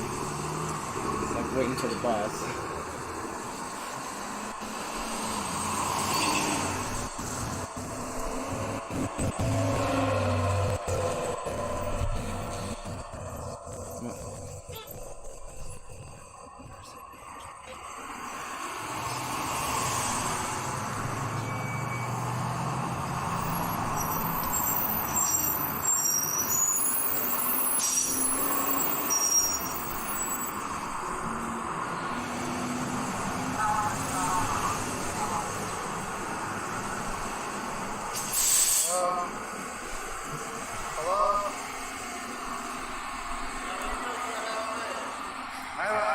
Disability.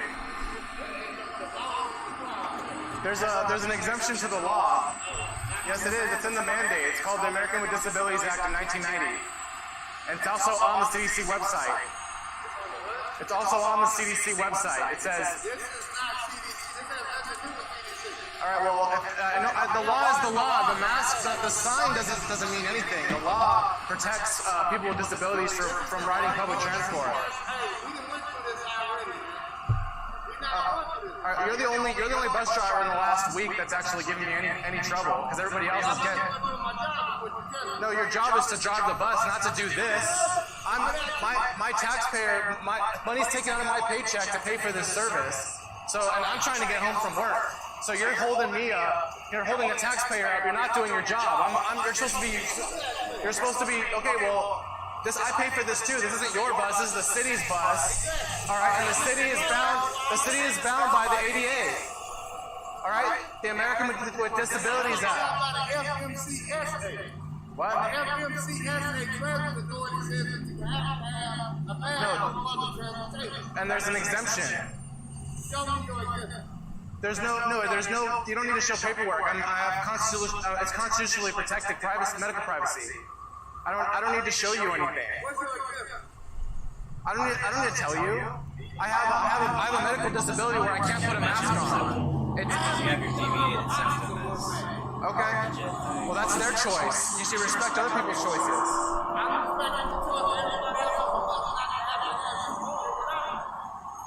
Okay, well, that's their choice. That's their decision. My decision is I choose not to wear one. I would like to just... I'm going to the 35th Glendale. Going all the way to Glendale. All right. I'm gonna let you go.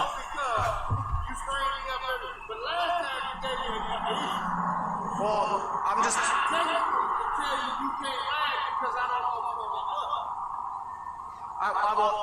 If you would have told me for any other reason, if I had a drink on the bus, there's not allowed to be drinks on the bus. If I was like causing a scene where I was like bothering people, everyone would have your back. But, what? I caused an issue? I'm just trying to stand up for myself. You know what? I understand. Yeah. All right. A lot of the bus drivers were letting you, I guess. But No, that was a bus driver who had previously called the police on me, and the police came out. Do you want to explain why this is important to you? It's about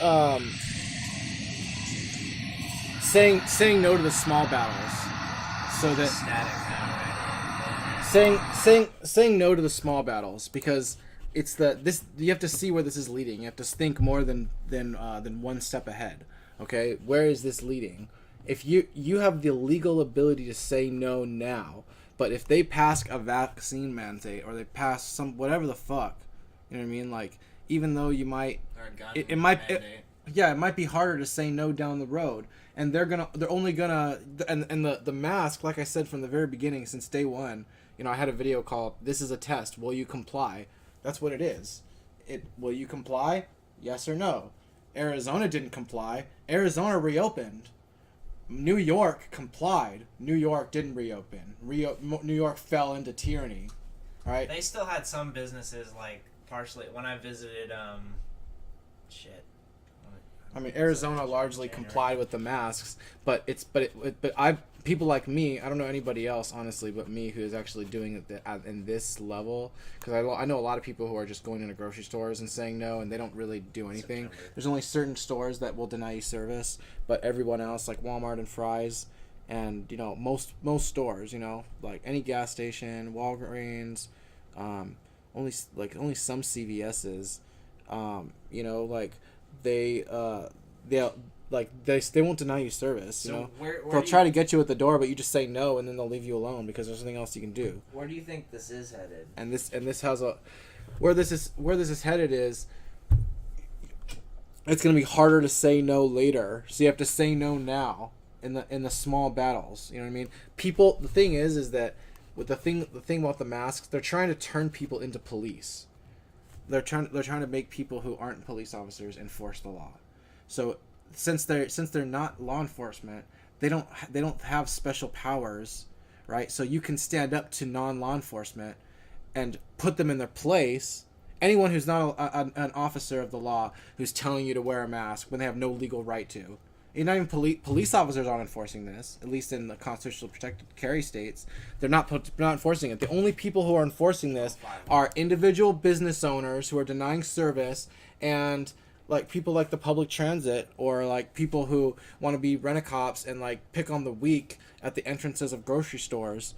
And in either case, you have to put these people in their place and show them that if they want to try to do an extra job for free when they're not being paid for it, to be a jerk and to try to like harass you, you have to stand up to bullies, and bullies stand down when you stand up to them respectfully. That's the point. Is like you stand up to bullies now, and you show people that they can't get away with doing this without response, without kickback, without resistance. People are going to stand up for themselves, and people are going to be like, oh well, maybe I should be more respectful because. If a bus driver goes through the whole day and everybody's like slumping their shoulders and wearing, you know what I mean, it gets to the point where they're literally kicking people off the bus because they don't like them. You know what I mean? Because they don't have their mask over their nose. They get fucking power. They get power hungry. They get so like drunk with power. You know what I mean? They take it to the next level, because they know what they're doing is wrong, but the fact that they're getting away with it gets them like this rush. I just sent you over Messenger a thing on incarceration in the United States.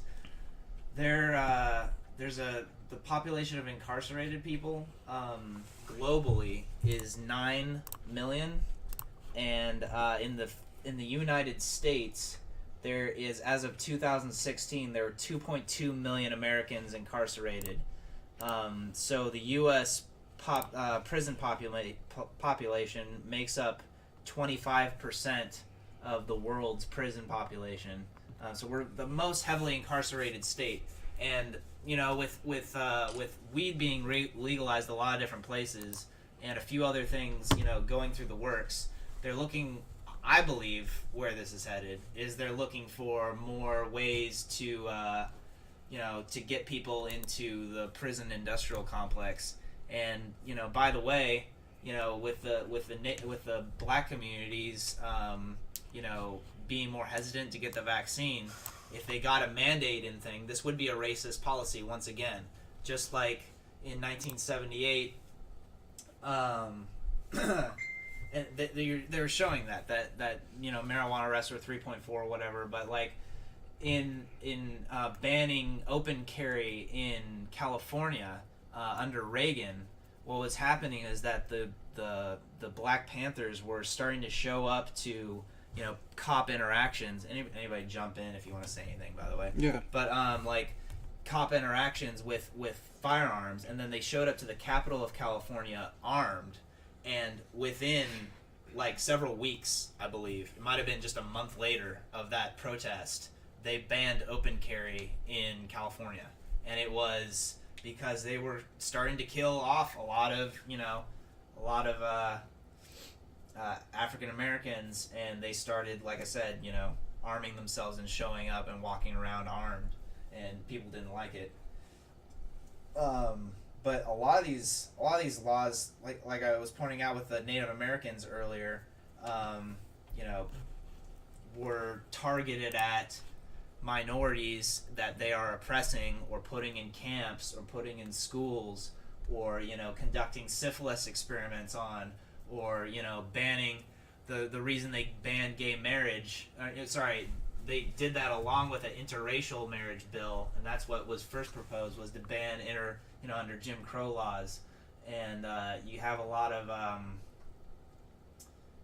systems of oppression that are kind of layered. And the gun thing is another avenue of that.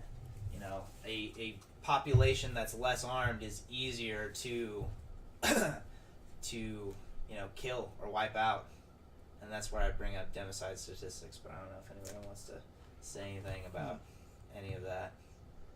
Democide, do you want to, what did you have a tab open for that? Yeah, it might be at the far right. That's why I hate having all these tabs, but I did open it, I guess. Democide, there it is. So that was what I was bringing up. If you could scroll down and try to find some numbers, It's in the tens of millions at least. And this is where the government kills its own population. Doesn't just have to be like race related as in genocide, but just mass killing of the population. And there have been several times, this is with the Armenians, they were, you know, they were banned arms. The same thing in China before the mass depopulation, arms were banned. And here we go, 20 million. Yeah. 43 million, Rummel calculates. Oh, that's just the Soviets alone, right? There's 100 million right there. 85 to 100 million in China. The Black Book of Communism gave a rough approximation based on approaching 100 million killed, you know. So then between the Soviets and the communists, you already have 143 million there. And then obviously, you know, the deaths of Jews and by the way, Hitler and the Nazi Party disarmed their population as well before, you know, lots of mass arrests in camps and stuff. And it was for their safety. There was a propaganda piece where they had these signs that they put up in German saying this is for your security or this is for your safety, roughly translated. And you know, it's a lot easier to carry out. And so basically, if you compare some of these statistics, if you could go to the mass shooting statistics, and I believe it's right here in the middle, mass shootings, anything, even if there's 0 deaths, if there's 5 injuries, they consider a mass shooting. And we did it in order of, well, we tried to earlier. Let's put this up. Order of those killed, and this is in 2021 of this year. So it's only been, you know, 4 months so far. 10 killed here, 9 killed here, 8 killed here, 7 per year. You know, you're looking at, you know, a few hundred or 1,000, and it might be more than that. I might want to look that up. I don't know. Mass shooting deaths 2020, shooting deaths 2020. Oh, that's a bad year because of COVID. Let's do 2019. Probably be higher. Yeah, there was such a drop in mass shooting deaths in 2020. Yeah. Because of COVID, people were dying more of COVID. Also, they weren't in masses to be shot at. Oh, everybody was staying inside. There was no one to shoot. Exactly. No. All right. That's gun deaths.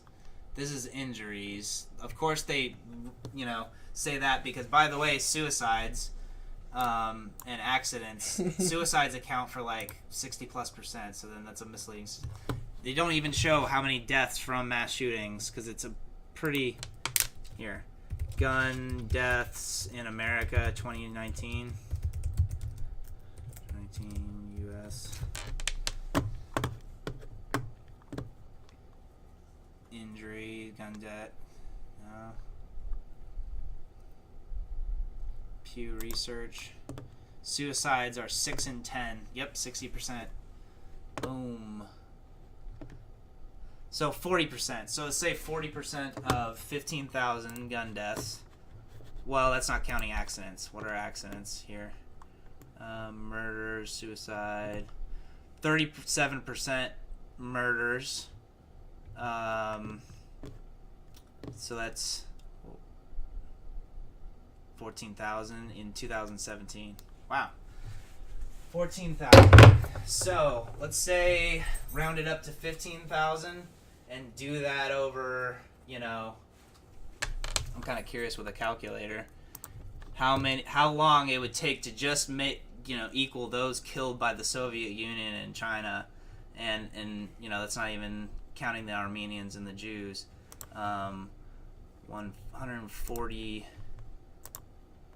1, 2, 3. Go ahead. Feel free to say and the amount of people who die of malpractice every year, like I think you looked up earlier. Divided by 15.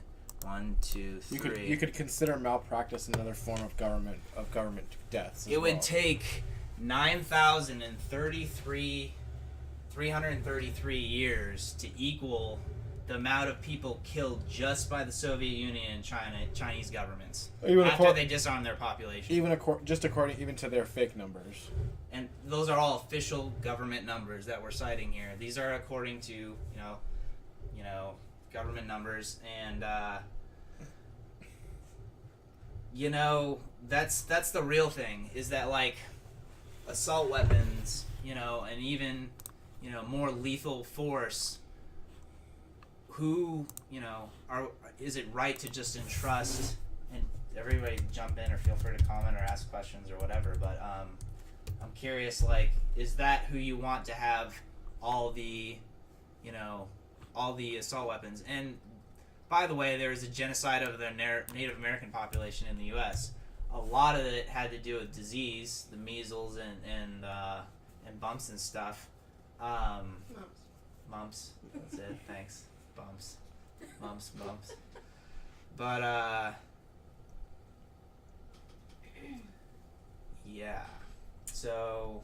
Well, I think the main thing you're trying to say here is that I had it a second ago. I think the main thing you're trying to say here is that the whole point of having the Second Amendment is to have weapons that you can defend yourself against a hostile government. Yeah, either a foreign government or domestic that is hostile or mass rounding up the people and killing them. Yeah. Which happens. Yeah. Like the point of the Second Amendment is not to have something to go hunting. The point of it is to have weapons that you can defend yourself against a modern army. Yeah. Which so the idea of taking away assault weapons is like, well, that is completely missing the point. And I think a lot of people say, it's like, oh, well, what do you need a gun for? And it's like, if the riots and the amount of violence just happening this year was a good example of why you might need something to protect yourself and your property. Yeah. And, in places where I live, you call the police and, if they even show up, first of all, that you're looking at 30 or 40 minutes a lot of times for them to get there. Maybe even, maybe 20 or 30 if they're already in Juniper Wood. But Juniper Wood Ranch in Arizona, which used to be agricultural, and they've been trying to rezone it and come after people recently in the last decades. Something we might be covering on my channel, Breathe Free Academy, at some point. But I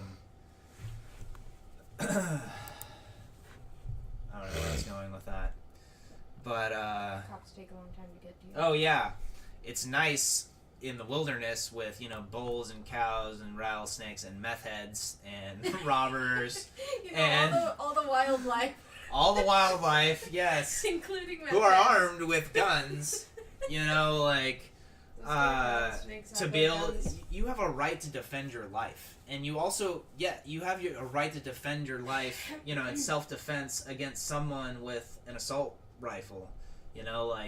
If a foreign government comes in, you should have the ability and protected right to defend your family. And this was something passed down to us. I mean, people are saying stuff about homegrown insurgents in the U.S. and blah blah, and going after people on the right, but it was homegrown insurgents, and that 3% of the American colony population that actually fought against the British, while you had the loyalists and a large swath of the population, potentially 40+%, supporting British rule and continuing to be a colony of the empire. And but the sad fact is this is not, we're not as much an anti-imperial country anymore. In fact, the U.S. has kind of set up its own empire with over 200 plus bases in over 153 countries or whatever. And you can look up some of those yourself. I don't know if you want to look up U.S. bases across the globe, Jared. If you could do that, or if you want to talk about what you just looked up. U.S. bases? U.S. military bases across the globe.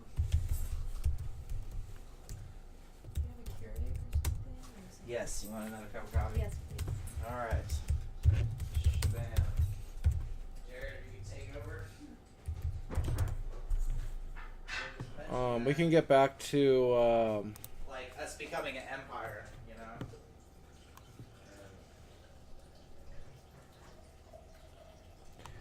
you can get back to the expansion of the United States empire. Okay, but I thought we were talking about new gun laws that are being passed or that are being introduced that further try to take people's guns away from them so that they can move in. As soon as people give up their gun rights, you know that it's over, right? Like it's full steam ahead if they can get our guns. And so the interesting thing, I don't know if you caught it in the video earlier with the Wall Street Journal article, when they enacted an assault weapons ban in 1994, before the assault weapons ban, I believe the assault weapon ownership was around 800,000. After the 10-year ban, it went up to 20 million. And when Trump was in office, the black population was also buying assault weapons in droves. That's another article I'd love to fucking look up. I don't know. What are you on right now? Permitless carry in Tennessee. What? Oh, what? Lame. Hey, do you mind, shit, what was it that I just mentioned? It looks like it's weird. It looks like some places are opening up, are actually losing. Like, in some places, like, it's like the state governments know that they're under attack and they're fighting back to get, you know what I mean? Like, I wonder where else this is happening, actually. Now that I'm thinking about it, like, where it's like there's, it's like the federal government is introducing all these new bills, but at the same time, at the state level, there's more constitutional carry states than there was. You know what I mean? Like, wasn't there 2 more states that were that just recently, like, for instance, this story that I was just reading. You know what I mean? Like, people like that's new. You can gun actually. owners, there's AR-15 right here, and you're looking at, in this case, it's increasing African American ownership of assault weapons under Trump, and it's increased like never before. I kind of want to see the statistics on this, but I just want to point out that these again are racist policies. He said, I'd say 8 out of 10 times at some point it gets to the comment about Trump. Outward hostility we're feeling. I don't know how many or what the statistics are on this.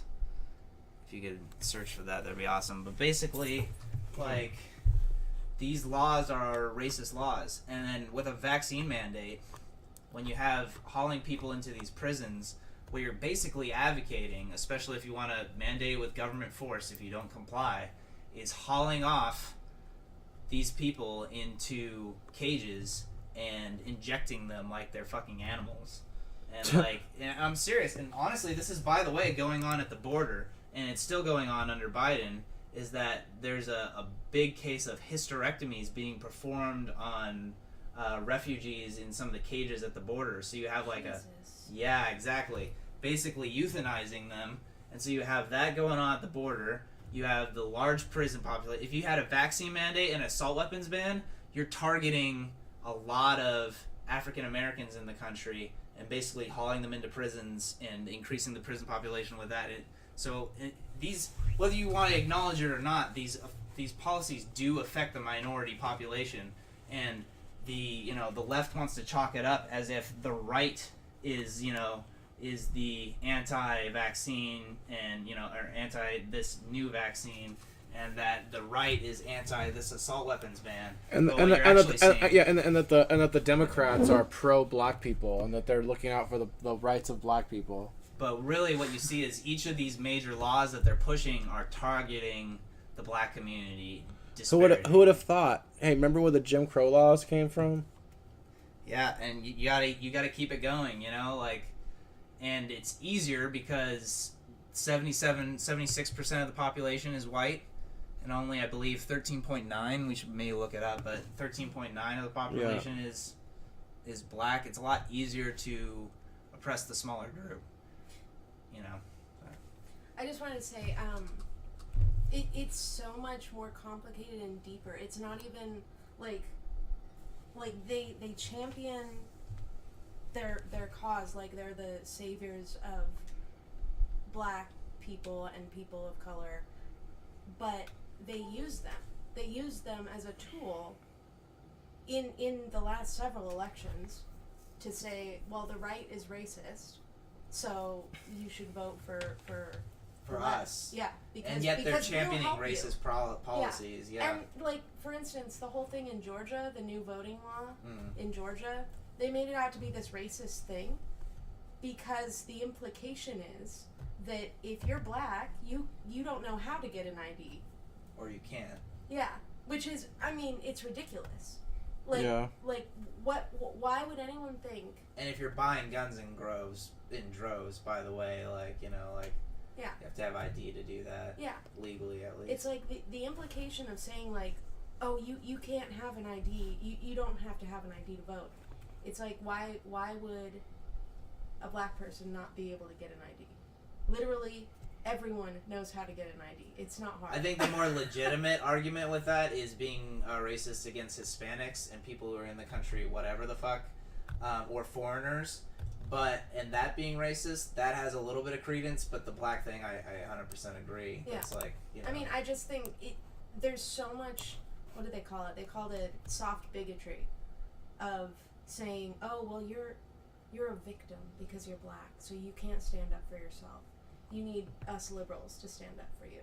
Yeah. And it's like, it's everywhere. Yeah, it's everywhere. And by the way, getting tighter policies on guns of what, you know, you're allowed to have and not allowed to have gives police more license to search vehicles and kill people and haul them in. And, you know, you have this cases like the Lieutenant Nazario, who was Latino and African American. And I hate to focus on this so much, but race is a huge issue in the country right now, or they're making it that way, as if, like she was saying, Trump and the right are all racists. Okay, I was gonna say though, like, it's really funny how in the age of Trump producing more black gun owners, I had the opposite effect. Like, they wanted to get all the black people so scared of white people and racist cops that they would rely more on the government. Whoops, it backfired. They're actually becoming more independent and armed. You know what I mean? Basically by this article, gun dealers say African American interest in owning firearms is increasing due to anxiety over public displays of white supremacy. I mean, I don't know what they're talking about, but I guess like the way that the media portrays Trump as white supremacist, or so portrays that the police are like all just white supremacists, like downplaying the fact that it's the government and trying to say that it's white supremacists in the government, or white supremacists in the police. It's not the police; it's the white supremacists in the police. But either way, it's basically like the police can't be trusted, the government can't be trusted, because there's white supremacists in it or whatever. Either way, it's producing anti-government sentiment and not just fear of white supremacists, so that they'll you know, call for more government. I mean, regardless of how they portray the public opinion, you still have articles like this where it shows that people are. So around 1:01 a.m. about 7 minutes ago, Randy asked, is it a certain gun or certain category of guns? Yes. So they're saying assault weapon ban, and the way they did assault weapon ban before was if a firearm had 2 or more military functions. So what they used to say was like bayonets, for example, a rail guard, a pistol grip. So if it has a pistol grip and a rail guard, boom, assault weapon. If it has a rail guard and a bayonet. So the thing that passed in 94, people used to make jokes about it, like that it banned all the drive-by bayonettings in the country. But like so what you're really banning is pistol grips and railing, which makes it a little, you know, supposedly with the railing you can mount scopes easier and all that stuff. I thought it was also like automatic like machine gun type guns. So machine guns are already outlawed in the country, or it's heavily permitted and controlled. Like you have to like be super fucking special, basically. And I can't get that. I think it might just be grandfathered in. Yeah. So the only versions of these, the AK, AR-15, they're all semi-automatic. They don't have 3-round bursts. They don't have automatic anything. And people want to portray these as automatic, weapons of war used in Afghanistan, and like. We don't use AR-15s, man. We have M4s, man. They have 3-round bursts and and like they're using AKs that are fucking automatic and I think the point I was trying to make earlier is that I think it's funny and ironic that the thing that makes them the thing that's making more black gun owners is a fear of white supremacy. Supposedly, it's supposed to divide people, white and black people, but it's just giving black people more in common with supposed white supremacists, which are white gun owners. You know what I mean? So it's like, we're talking about like, they have more in common with each other than they do, like, you know what I mean? Like what they're portraying as white supremacists, which is anybody who doesn't agree with the left. Yeah, but in actuality, black people and white people are both arming themselves against the government. And it's like, if it was a civil war where the government tried to come after people's guns, black people and white people would be on the same team. All right. Yeah, fair enough. It wouldn't be the boogaloo like the way that they say it would be like race war or whatever. No, people are going to be concerned about protecting themselves and their family. And who are the people that are going to be coming and assaulting them in their homes? You think it's going to be white supremacist white people screaming race war, or black people, or black people going into white people's homes screaming race war? No, it's going to be police coming into black people's homes and white people's homes. Could you look up the deaths by no-knock raids or raids? I don't know how high that is. I looked up the police deaths. No-knock raids? No-knock raids. I should put 2020, huh? Or 2021. But which one? No, not. Oh, what? 2020. Or maybe 2019, since that had like a higher... That's like a more regular year pre-COVID, No-knock raids 2019. America, I guess. Or I should say United States.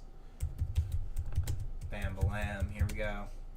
2019. But, it's good to look up the numbers and, compare some of these things, but no-knock warrant, that's just a Wikipedia article on no-knock warrants, dude. How common are they? The Marshall Project. Statistics. Oh, shit. The very top one.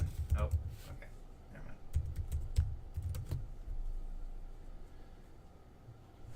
Alright. So, yeah, that... It has a statistics section that I was trying to point you to. Does it? Yeah. Oh, shit, what was that? There was another article right there. Cops do 20,000 no-knock raids a year. Could you open that? That's in 2014. So 15,000 murders, 20,000 no-knock raids. They do it as a wrong home. Sometimes they do it on purpose, or sometimes they do it on accident because they're that incompetent. But I think a lot of the time they just use this wrong house excuse to just raid somebody without a reason, or raid somebody without a warrant.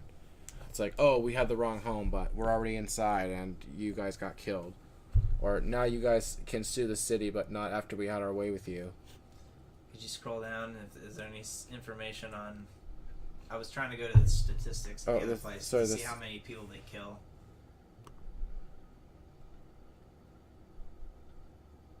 Nothing there on killings.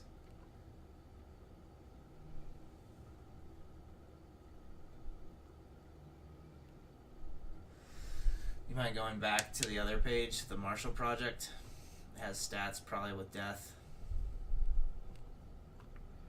10% of the time, judges would approve no-knock raids that the police didn't even ask for. That's interesting. High risk, likely to be armed is a reason for doing a no-knock raid. Or a wrong house raid. That's another one. So Alright, it's kind of like what if I another. grab this It's one? kind of like the other half of the same statistic. I'm going back. I'm gonna do it right here.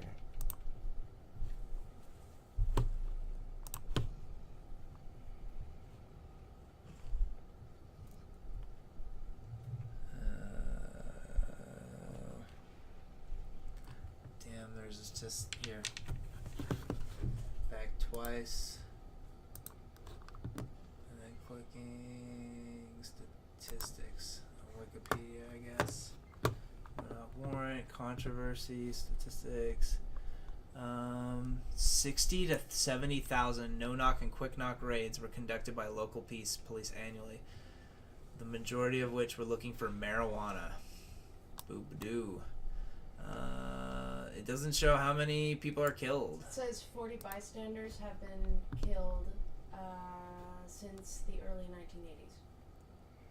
They don't. I guess they wouldn't have that information readily available on Google through thanks Google Raids search that led to engine. the death of innocent people are increasingly common since the early 1980s. 40 bystanders have been killed. Well, No, that's bystanders. No, I don't know what that means. No, why isn't people it? who weren't directly involved? Yeah. No, why isn't there a public figure of they have a public figure of other kinds of deaths by no-knock raids? How about that? Yeah, you want to type that in? Death by no-knock raids.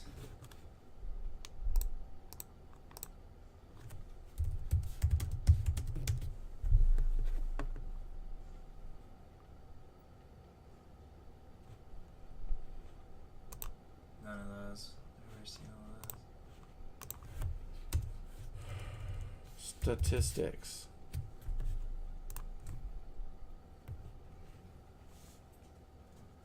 $81 civilians. That's from 2010 to 2016. Oh, yeah. I guess it's only 80. I don't know if I believe that. No, that doesn't sound right. That doesn't sound right.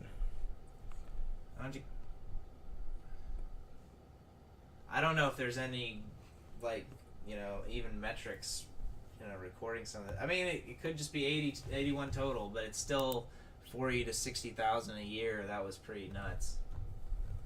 It's a situation that you could be shot with, by police. They do pretty well though. If that's, it's only 81 out of. I'm a little confused about the point you guys are trying to make. Should I not say this on the thing? So, the point is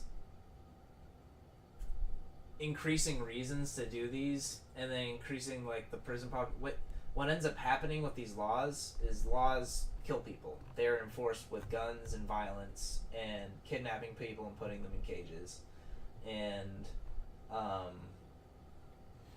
the cannabis thing is an example. That was interesting to me too, that a large majority of it was over cannabis, a plant, it's not really hurting anyone. None of these people are violent people, and yet if they have well, yeah, some of them, sure, fair enough, but I mean, they did get people to bust into people's homes for a plant. Are they going to get people to get busted in people's homes because they're not vaccinated? Yeah, fair enough. Yeah, if for something they say is going to hurt a lot of people, and then they're saying cannabis, I don't know. Yeah. Just personally, I am not as, I don't know, against the cops as it seems like you guys are. But I understand what you're saying. Well, who do you think enforces these laws? Yes. Yeah, I get that. But I think I don't know. I think there's two things going on right now. Right now the cops are being blamed for a lot of things, but cops also do other things like protect people. Like that girl that was just shot by a cop that was about to stab somebody. You know what I'm talking about? Yeah. I don't know. I get what you're saying. It is not good for cops to just bust into people's houses, but that didn't seem to happen that often. You know what I mean? That's something that they portray, but when you look at the numbers and statistics, of police, time and the percentage of the time that police are stopping crimes in action is like super low. Like 80 or 90% of the time, they're following up on calls and investigations, and like they're showing up afterwards with a pencil and paper, and then they try to find people. They put out warrants, and there's things like that. But like stalking that's good, something right? for violent crime. But Yeah. they're gonna make it seem as if the majority of this is violent crime. The majority of it is non-violent crime. That's what we're highlighting. For the no-knock raids, is that what you're talking about? Yeah, Or- that was okay. it was showing. I don't remember if it said 40 or 60%, and that's not exactly. I think it said majority, and I just like quoted that. But I'd love to go back and check it out.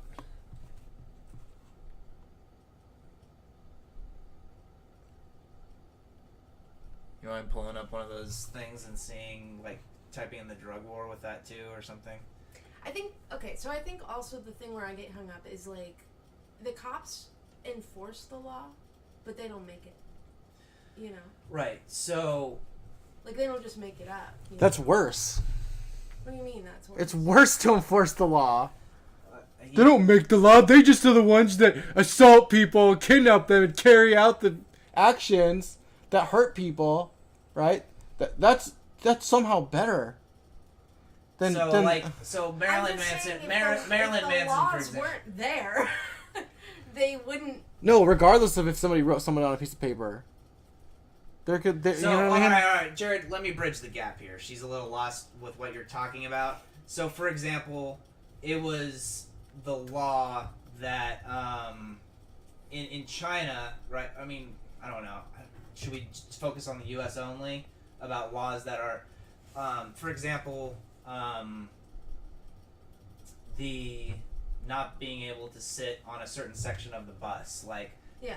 I don't think they say that supposedly the average American breaks or commits possibly 3 felonies a day. And What?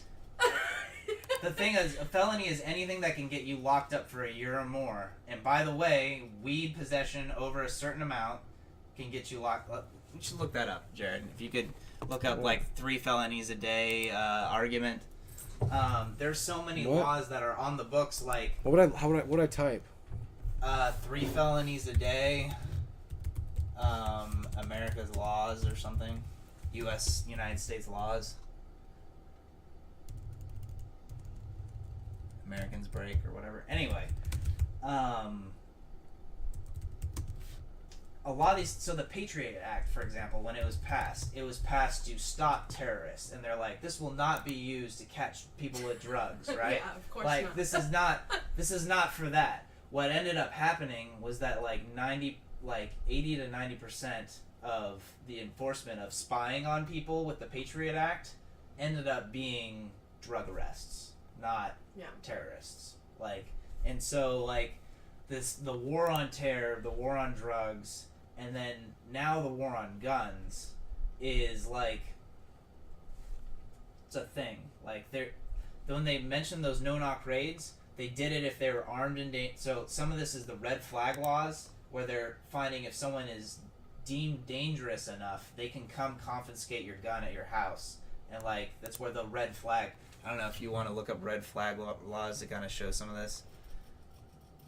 Jared, here. Crimes considered a felony can include aggravated assault, battery, argument, domestic violence, drug-related crimes, DUI, fraud, kidnapping, mass murder, theft. So I would say theft and the drug war. I'd say drug-related crimes are things that people commit 3 times a day, even though nobody's hurt and no one's rights were violated. Yeah, I mean, it's hard to say. But anyway, what was the... Shit. Oh, supplying alcohol to minors. Jeez, 14 of the most common. Disorderly conduct is a That's felony. a felony? Is a felony. That does. In some places. Yep. But see, this is what I'm saying. Is the laws need to change or be eliminated. Oh yeah, absolutely. I don't think the cops are the root of the problem. They are supposed exactly. to. It's they not. are, hold on, it's hold the, it's the law enforcers and whether they enforce it or not. Here, she didn't say that, first of all. But the thing is like, so in Maryland, I said Maryland. Charles Manson's, murder cases, like, and he was convicted. The people who committed the murder, he didn't commit any of the murders. He just, like, followed, and he was still convicted for some of these things. And then, but then the same thing with, for example, the Nuremberg trials with Nazis, that, like, they were just following the orders of their superior is not a legal defense. Yeah. The other thing about some of these things is, like, for example, in Germany, with the Weimar Republic, which is the government that existed right before Nazi Germany, they had a constitution that guaranteed religious freedom and a few other things, and gun rights. Well. Yeah, and gun rights. And the thing is what happened is, once the government was taken over by a political philosophy that was against some of that, these rights disappeared. And sometimes they had gun rights, and those disappeared. Soviet Russia, for example, disappeared. A few other places, so gun rights, and then also freedom of religion, and all these things had these things in place. The only thing that's standing in between, the laws, but when you get enough order followers to do something else. Well, that's what I'm saying, though. With what I was talking about outside, about the takeover, basically, of our government, of each branch. Yeah, the federal government taking over state. Yeah, once they get to that point, I mean, first of all, once they take that over, and if they demonize the local cops enough to where people are saying, like in Seattle, abolish the police, just get rid of them. Well, okay, who's going to protect you when some civilian comes banging down your door and robs you at gunpoint? Yourself. So hold on. Except that not everybody can. The average police response time is 11 minutes. Okay, but do you think... No, in America. But do you think that the government is going to be chill with that? Or the average person? No. So if you you think... police, so hold on. The government will instill its own. They will say, okay, we'll give you some better police. Government police. First of all, these police work for the government. I do get that. No, hold on. Let me just throw out some numbers and then we'll continue discussion. Okay. There are 22 million government employees. Mm-hmm. Only 3 million work for the federal government. That leaves, and you do the math there, 19. 19 million work for 19 million work for the state governments, right? And when you're talking about these no-knock raids, they're 40 to 60,000 a year, and they're carried out by state law enforcement that are deputized by the federal government. Because what they're doing, the majority of no-knock raids are, I think it was like, and I was trying to get Jared to look this up, but 40%, I believe, for drugs, and a lot for red flag laws. So, drugs and guns. There's ATF. You also have alcohol, tobacco, and firearms, and then you have the DEA. So these are, like, when you're talking about the majority of... We looked up police killings of people, like, as far as, it's much more likely that you're going to get kidnapped than killed by the police. And it's 628 per 100,000 is the average national incarceration rate per year, which is fucking something, because the murder rate, Jared, can we look up the average murder rate in the United States? I just want to show this keeps going. There's literally hundreds of thousands of stories. Sorry, go ahead. So, average murder or homicide rate, U.S. All right, 6%, which is... Here, hold on. Sorry, macro trends. What is that per 100,000? Ah, shit.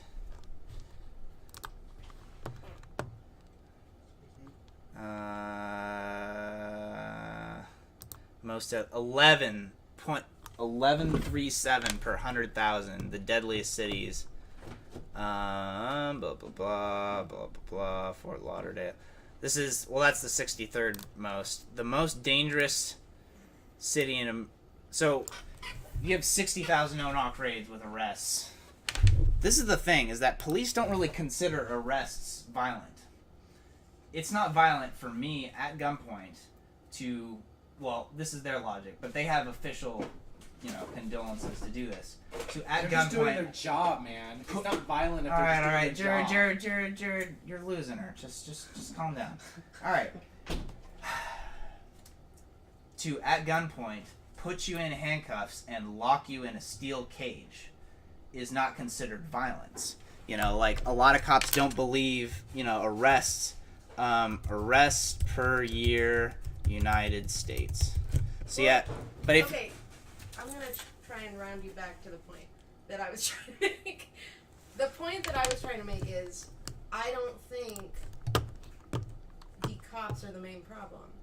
I think it's the people in charge of the cops. I think it's the people above them making the laws and telling them how to enforce it. That's what I think. So, yeah, they're not responsible. They're just following their orders. Dude, I'm not saying they're not responsible for certain things. I just don't think that every cop is bad. I mean, are they responsible or not for what they do, regardless of what they were told? I want to tell you a story. you don't want to answer that question though Well, first. I want to tell you a Just story yes or to no? explain my answer, because not everything is a yes and no answer. Sometimes there's a middle ground, So yes and no. Yeah. They're not responsible, but they are responsible. All right. Yes. So I just want to. Can I just throw this number out real quick and then jump to your story? It is either. 3,152 arrests per 100,000 is the average, and the average homicide rate is the lowest of the top. Was hold on, it was like 611 per 1,000. So you're kind of like. Here, hold on a second. Or continue with your story. That was just the thing I wanted to point out, is that what's 3,000 divided by 12? I don't know. He closed the calculator. Calculator.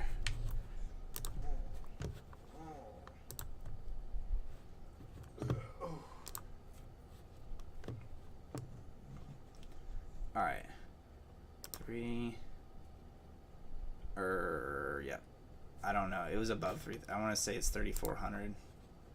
3,152. 3,152 divided by 12. You are 262 times more likely to get kidnapped by the police and put in a metal cage than you are to get killed by guns. Okay. That's crazy. That's fucking insane. Killed by guns or killed by anything? Like murder? Murder. But yeah. not just gun murder. Not just gun murder. Hey, would you say all murder. All murder. Hey, okay. All homicide. Can you think of any other gang in the world where you would say that not all of them are bad? Not all of a particular gang are bad. Like the Crips and the Bloods. Not all Crips are bad. Not all Bloods are bad. They're just part of a gang, and they chose to be a part of that gang, and they forced the gang laws on the populace. But some of them, sassy at but me, some of them also yeah, but some of them also protect people. You know what I mean? He's got Asperger's. There's examples of people who are Crips. Well, and we Bloods. do know people. Seriously? Hold on. Who rescue people from both, burning but buildings. yeah, he seriously. But second of all, we know people who have been hurt or incarcerated by police. I do too. Yeah. I'm making a passionate. I'm making a legitimate point about. You don't have to get sassy about with the it, though. religious reverence that you have about gangsters, because you don't. They have, protect. Not letting me answer you don't have toward other gangs. So first of all, I wouldn't call the cops a gang. However, I get what you're saying.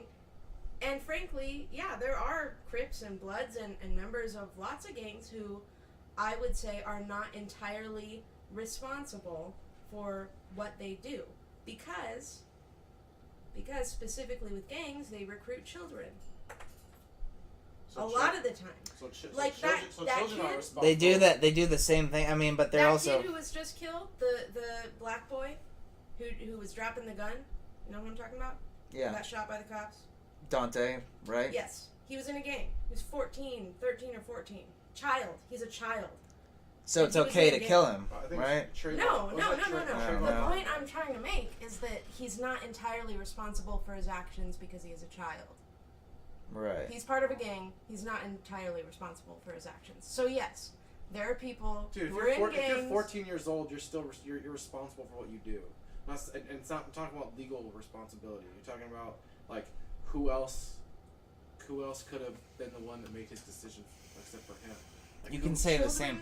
Can be influenced very Yeah, they can be strongly by their influenced, but that doesn't mean circumstances, that by they're their not the. parents. I think this is an off topic, and I don't know why you had to ask her that. I mean, who's the one doing the actions? When we say responsible, I'm talking about the one. I who's get it, doing dude, the but like, actions, not the one who's some legally people have can be never. held up in court as responsible. This isn't talked about in schools. They don't talk about how policing started in the United States. At least what I remember in history class in schools, that police were started in the U.S. to catch slaves. That's how police departments got started. Before that, there was not a policing force in the United States. Yeah, I don't remember them talking Like, about that. no, it's glossed over. We're raised. Dude, Aaron, you're fucking like dismissing and waving aside a very real conflict that's going on in her head, and a very real important argument that it's important to make, and not just like, oh, this is off topic. No, she actually thinks that people aren't responsible if they're being influenced, and if they're influenceable.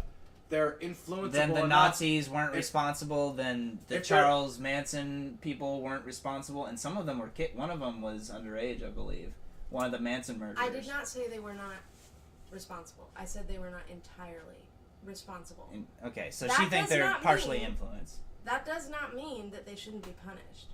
That does not mean that they should not be held accountable for what they have done. I agree, and that's why I think that you guys actually agree, and that people. She also believes police who misdo things should be held I accountable. don't believe in holding people accountable to a gang. What do you mean? Describe that. I don't know what you mean. I don't believe in holding people legally. I don't know if I could hear you very well. You want to?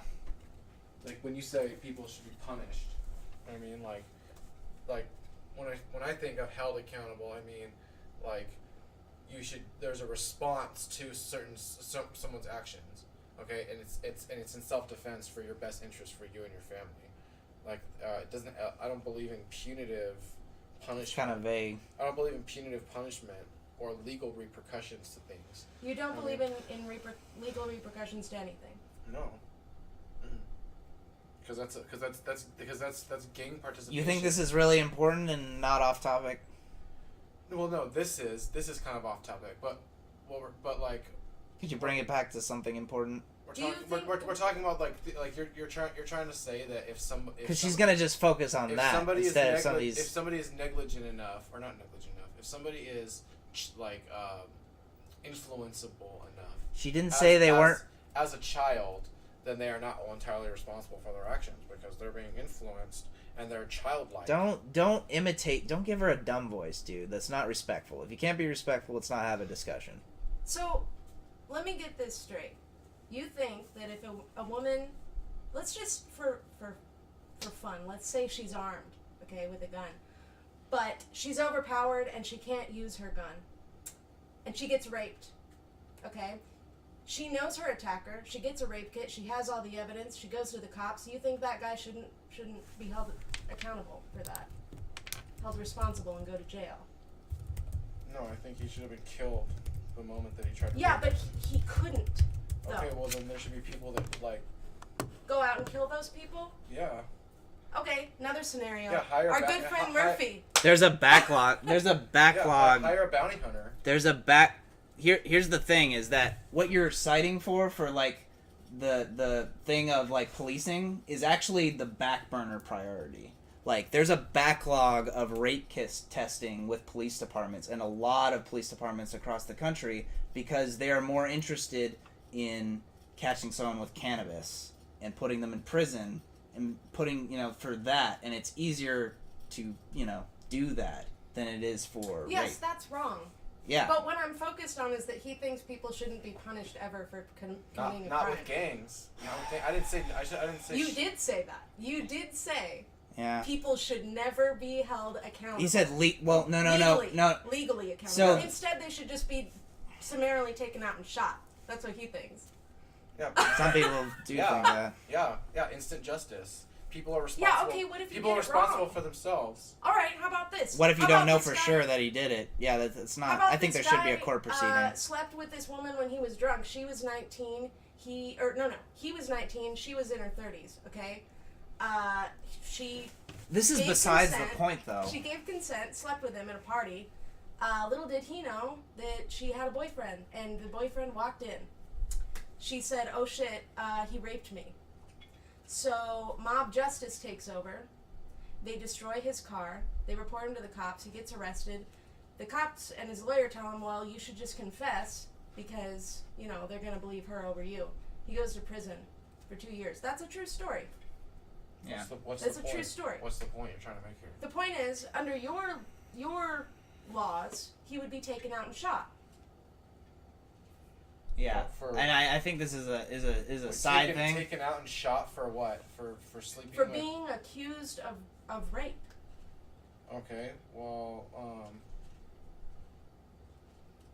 I mean, like, if he didn't.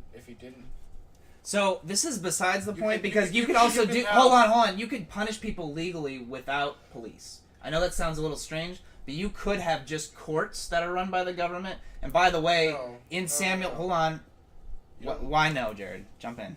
Because you don't need any gang involvement to do courts. You don't need a group is not necessarily always a gang. How about family courts? The people's families that were involved. Fair enough. Doesn't matter what title you give it, but if you have courts, you can have private entities haul people to courts to whatever, whether it's rape or violence or things that happen. You can actually, and by the way, they're estimating the taxpayer cost for police. That's another thing I'd really love to look up. Wait. Before you get distracted, you don't need to get police involved. Who are the private people who are going to go get these people and take them to court? By the way, that's already happening right now. Like bounty hunters? Yes, for warrants, for court warrants. Yeah. Okay, so say we go with that system and there's no Sure. cops. Is that what you're saying? No cops, just those It's people? not we go with the system. It's that we hire those. No. I'm talking about I don't believe in imposing anything federally over the whole country. But I think localities, if they all choose as a free county or state to do this, they should have the right to do it. No, they don't need to choose as a county. They choose as individuals to choose a service Chief if of they like it. police is elected. That's somewhere. an elected position. That's not true. Sheriffs are elected. Okay, sheriffs. And that's the other thing that I want to say. Get rid of police departments, have sheriff's departments. Because they're held accountable to the people. No, they're not. Okay, so They're elected. I think Oh, most well, people They can get fired. Election is still mob rule. It's still a gang, and you can have private protective services, private armed neighborhood watches, private armed eviction. So this turned into a whole cop. So you want people the community. people providing the services the police provide better than the police.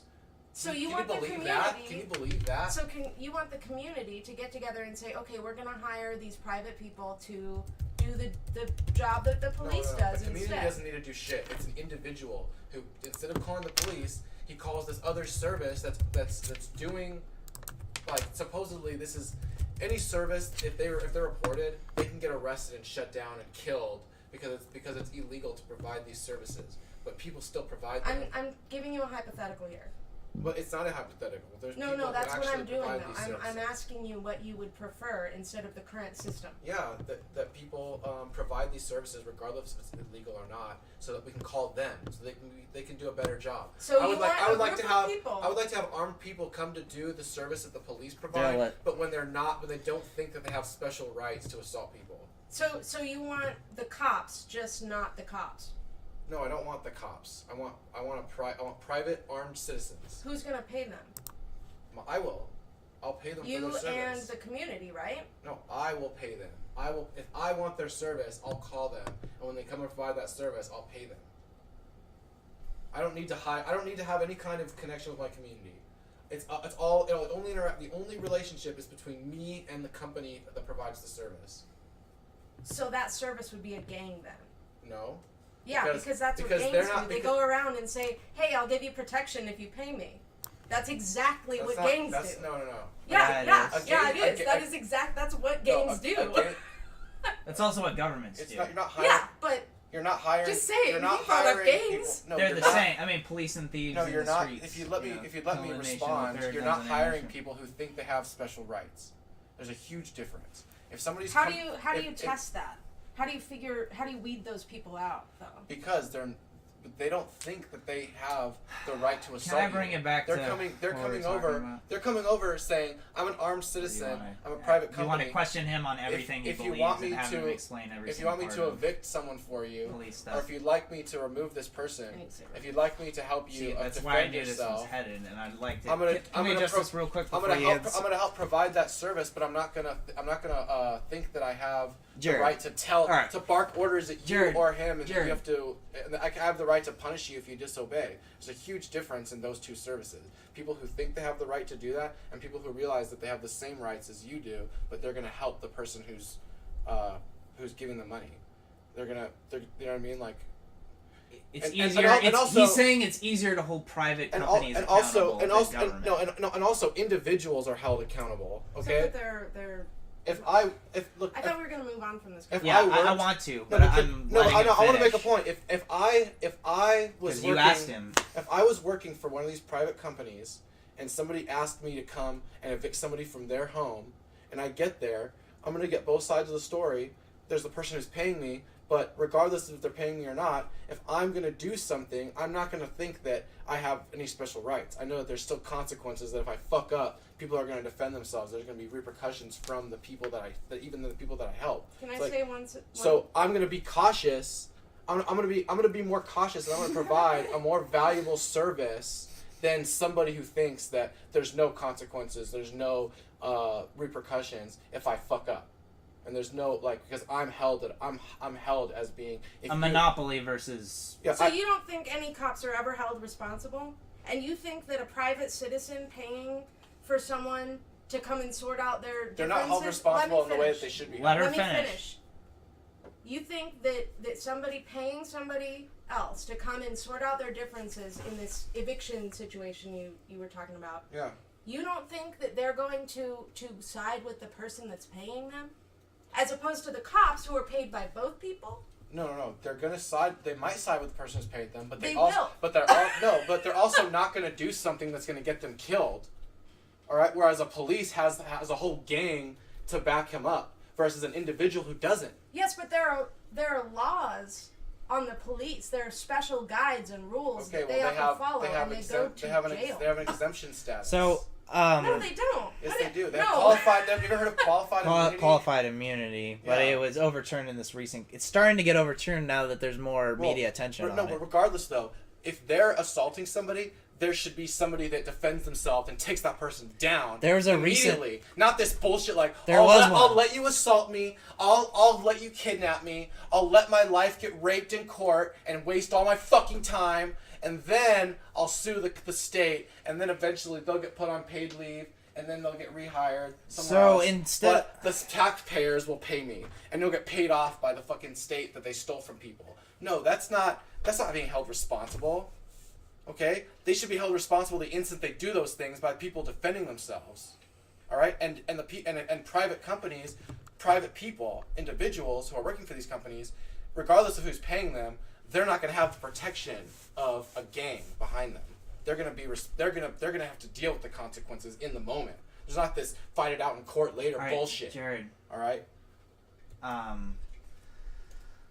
What I wanted to respond to that you said a long time ago, like about what's actually going on in America, not like these hypothetical, like what we would like to happen or whatever, like sort of situations. I'm not to disparage anything you're saying or what Jared's saying, but like you the things that they use to justify these things, like, and a lot of enforcement, and it costs a lot more, like costs more money. And what you're showing here is that 4% of 4% of police officers' time is responding to violent things going on. 96% of the time they are not. Like, and then the rape like you mentioned, rape and violence being the primary like reasons to have police forces. Like, and some people have like started neighborhood watch in some of these cases where the police refuse to enforce in some of these areas, because they do that too. They just don't go to places. They don't respond to calls there, especially in ghettos. There's neighborhood watches that form up and all these other things. And the thing about this is what's like justified, like the police are protecting us. Okay, 4% of the time. 96% of the time they're enforcing tax, guns, drugs. They're arresting 20 million a year.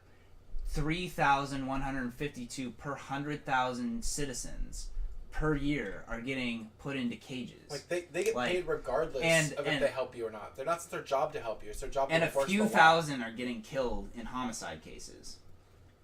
And by the way, if we could put 800,000 kids are disappearing every year in the U.S. That's another fucking shocking statistic that blows my fucking mind. Yeah, that's 800,000 kids missing a year. If all policing efforts went towards kids missing, rapes, and violence, and you got rid of everything else, like it was only violent crime, kidnappings, murder, rape, that's something, in a way, it would cease to be government, because you're not enforcing, that's only like 2% of the law. Like, all the laws that are on the books are all these other things that are enforced at the barrel of a gun, and like, yeah, including taxing cigarettes, which is what's his face was choked out for and killed. He was selling untaxed cigarettes. Who was choked out? Freddie Gray. I thought it was Eric something. Maybe look that up. Oh, was it Eric Gardner? Yeah, Eric Gardner. Yeah. He was one of the I Can't Breathe guys. He was the fat guy. Yeah, he was the original I Can't Breathe. He was the second. I'm pretty sure he was the original.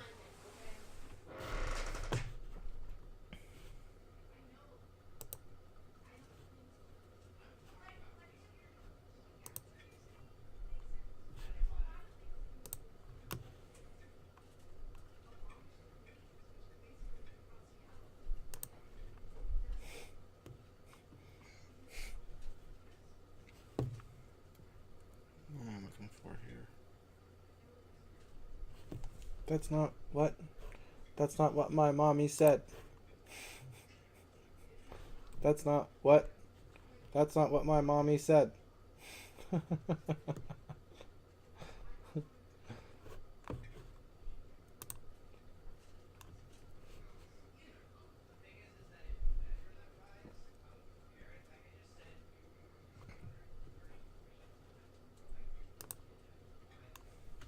am I gonna close this with?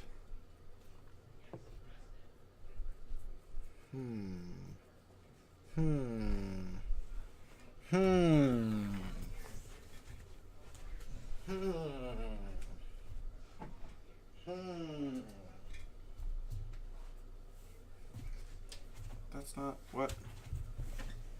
what my mommy said. That's not what my mommy said.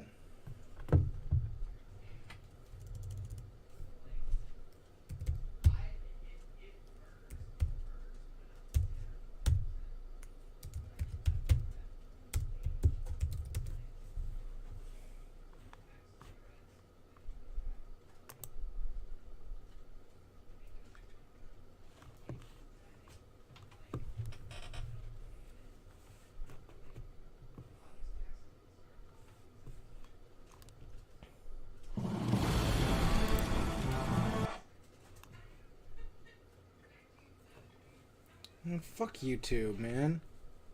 Fuck YouTube and fuck your ads. He's a West Los Angeles rap artist known as Mason. Chris Blackburn tells us he's also an accused wanted man on the run. Well, one of his lyrics says, I don't want to be a product of my environment.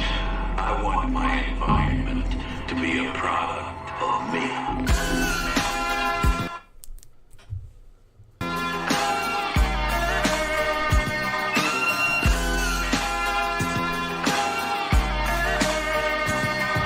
I make the news, I was on Fox 11, saying I was on the run for 187. U.S. Marshals, get deployed on me.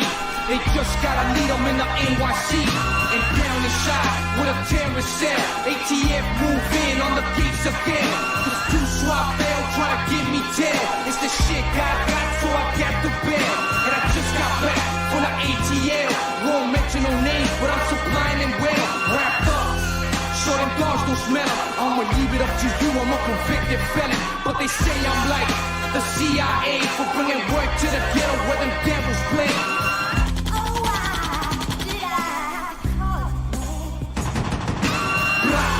I fucking sprayed your crew. It said I don't give a fuck, you know I smoked a few.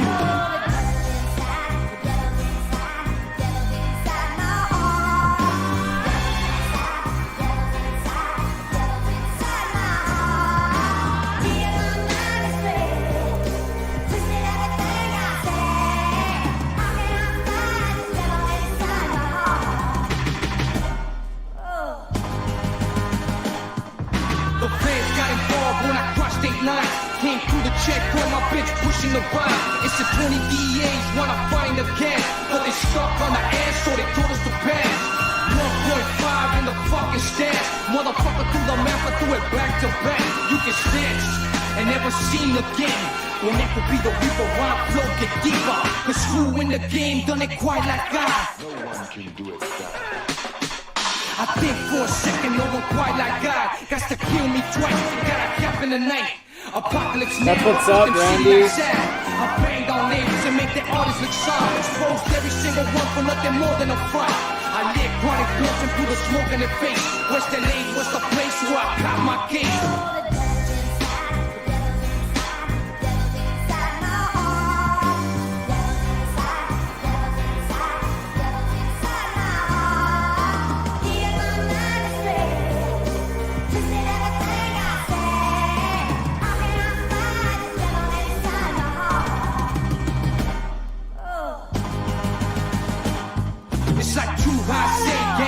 Tradition.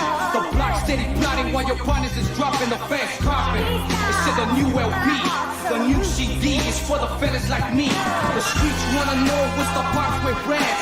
Collabs with the G is custom made for the gangs. The realest, and it's been recognized. Homie, any record drop a 16 with my squad, they ask why. Cause I'm willing to ride in this world full of sin, where I'm whipping this right.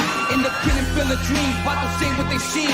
My homie's Kyle One, he put that on his team, that's what I mean.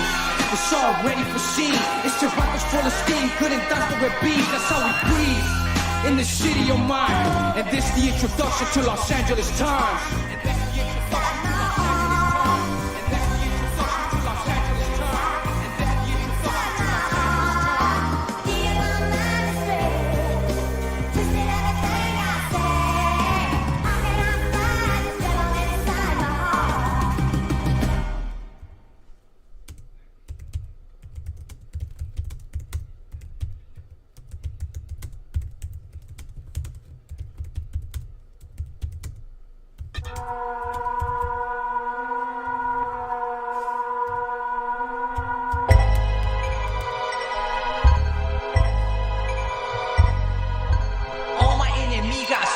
To ash when I break out on these putos, this automatic stand. Too gangster.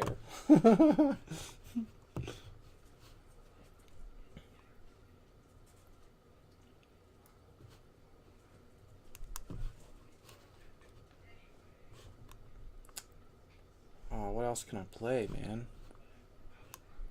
I don't know if we should end the show here or keep going. It's almost 2 o'clock. I guess I should end the show. Hey everybody, whoever's watching still, if you make it to the end of this video, we have a way better show, much more put together, with some more interesting topics tomorrow night. A little sneak peek of the title is going to be called... I should get this off the screen. Hopefully, YouTube, please don't take me down for copyright. There was just that one song. Okay? I'm sorry. If I say I'm sorry, can you not take it down, please? Tomorrow night, there's going to be... I got like another copyright thing up. Tomorrow night, there's going to be a... the name of the show is going to be called Loving the Negative Self. And it's going to have some original music. It's going to have a lot more guests. And I hope to see you guys tomorrow night. I love everybody who comes and watches this. It's like, this is a disorganized mess. But you get some interesting conversations. So anyway, I'll play you out with this song, and then have a wonderful rest of your night.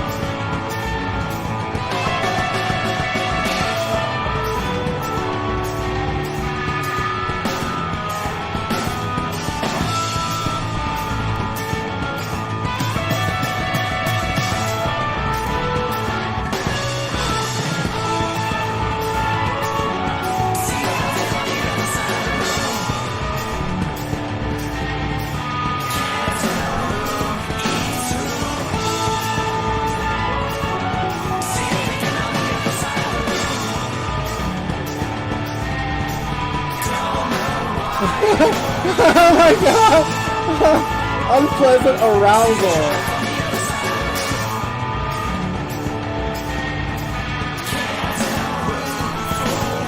People high in PR, oh shit.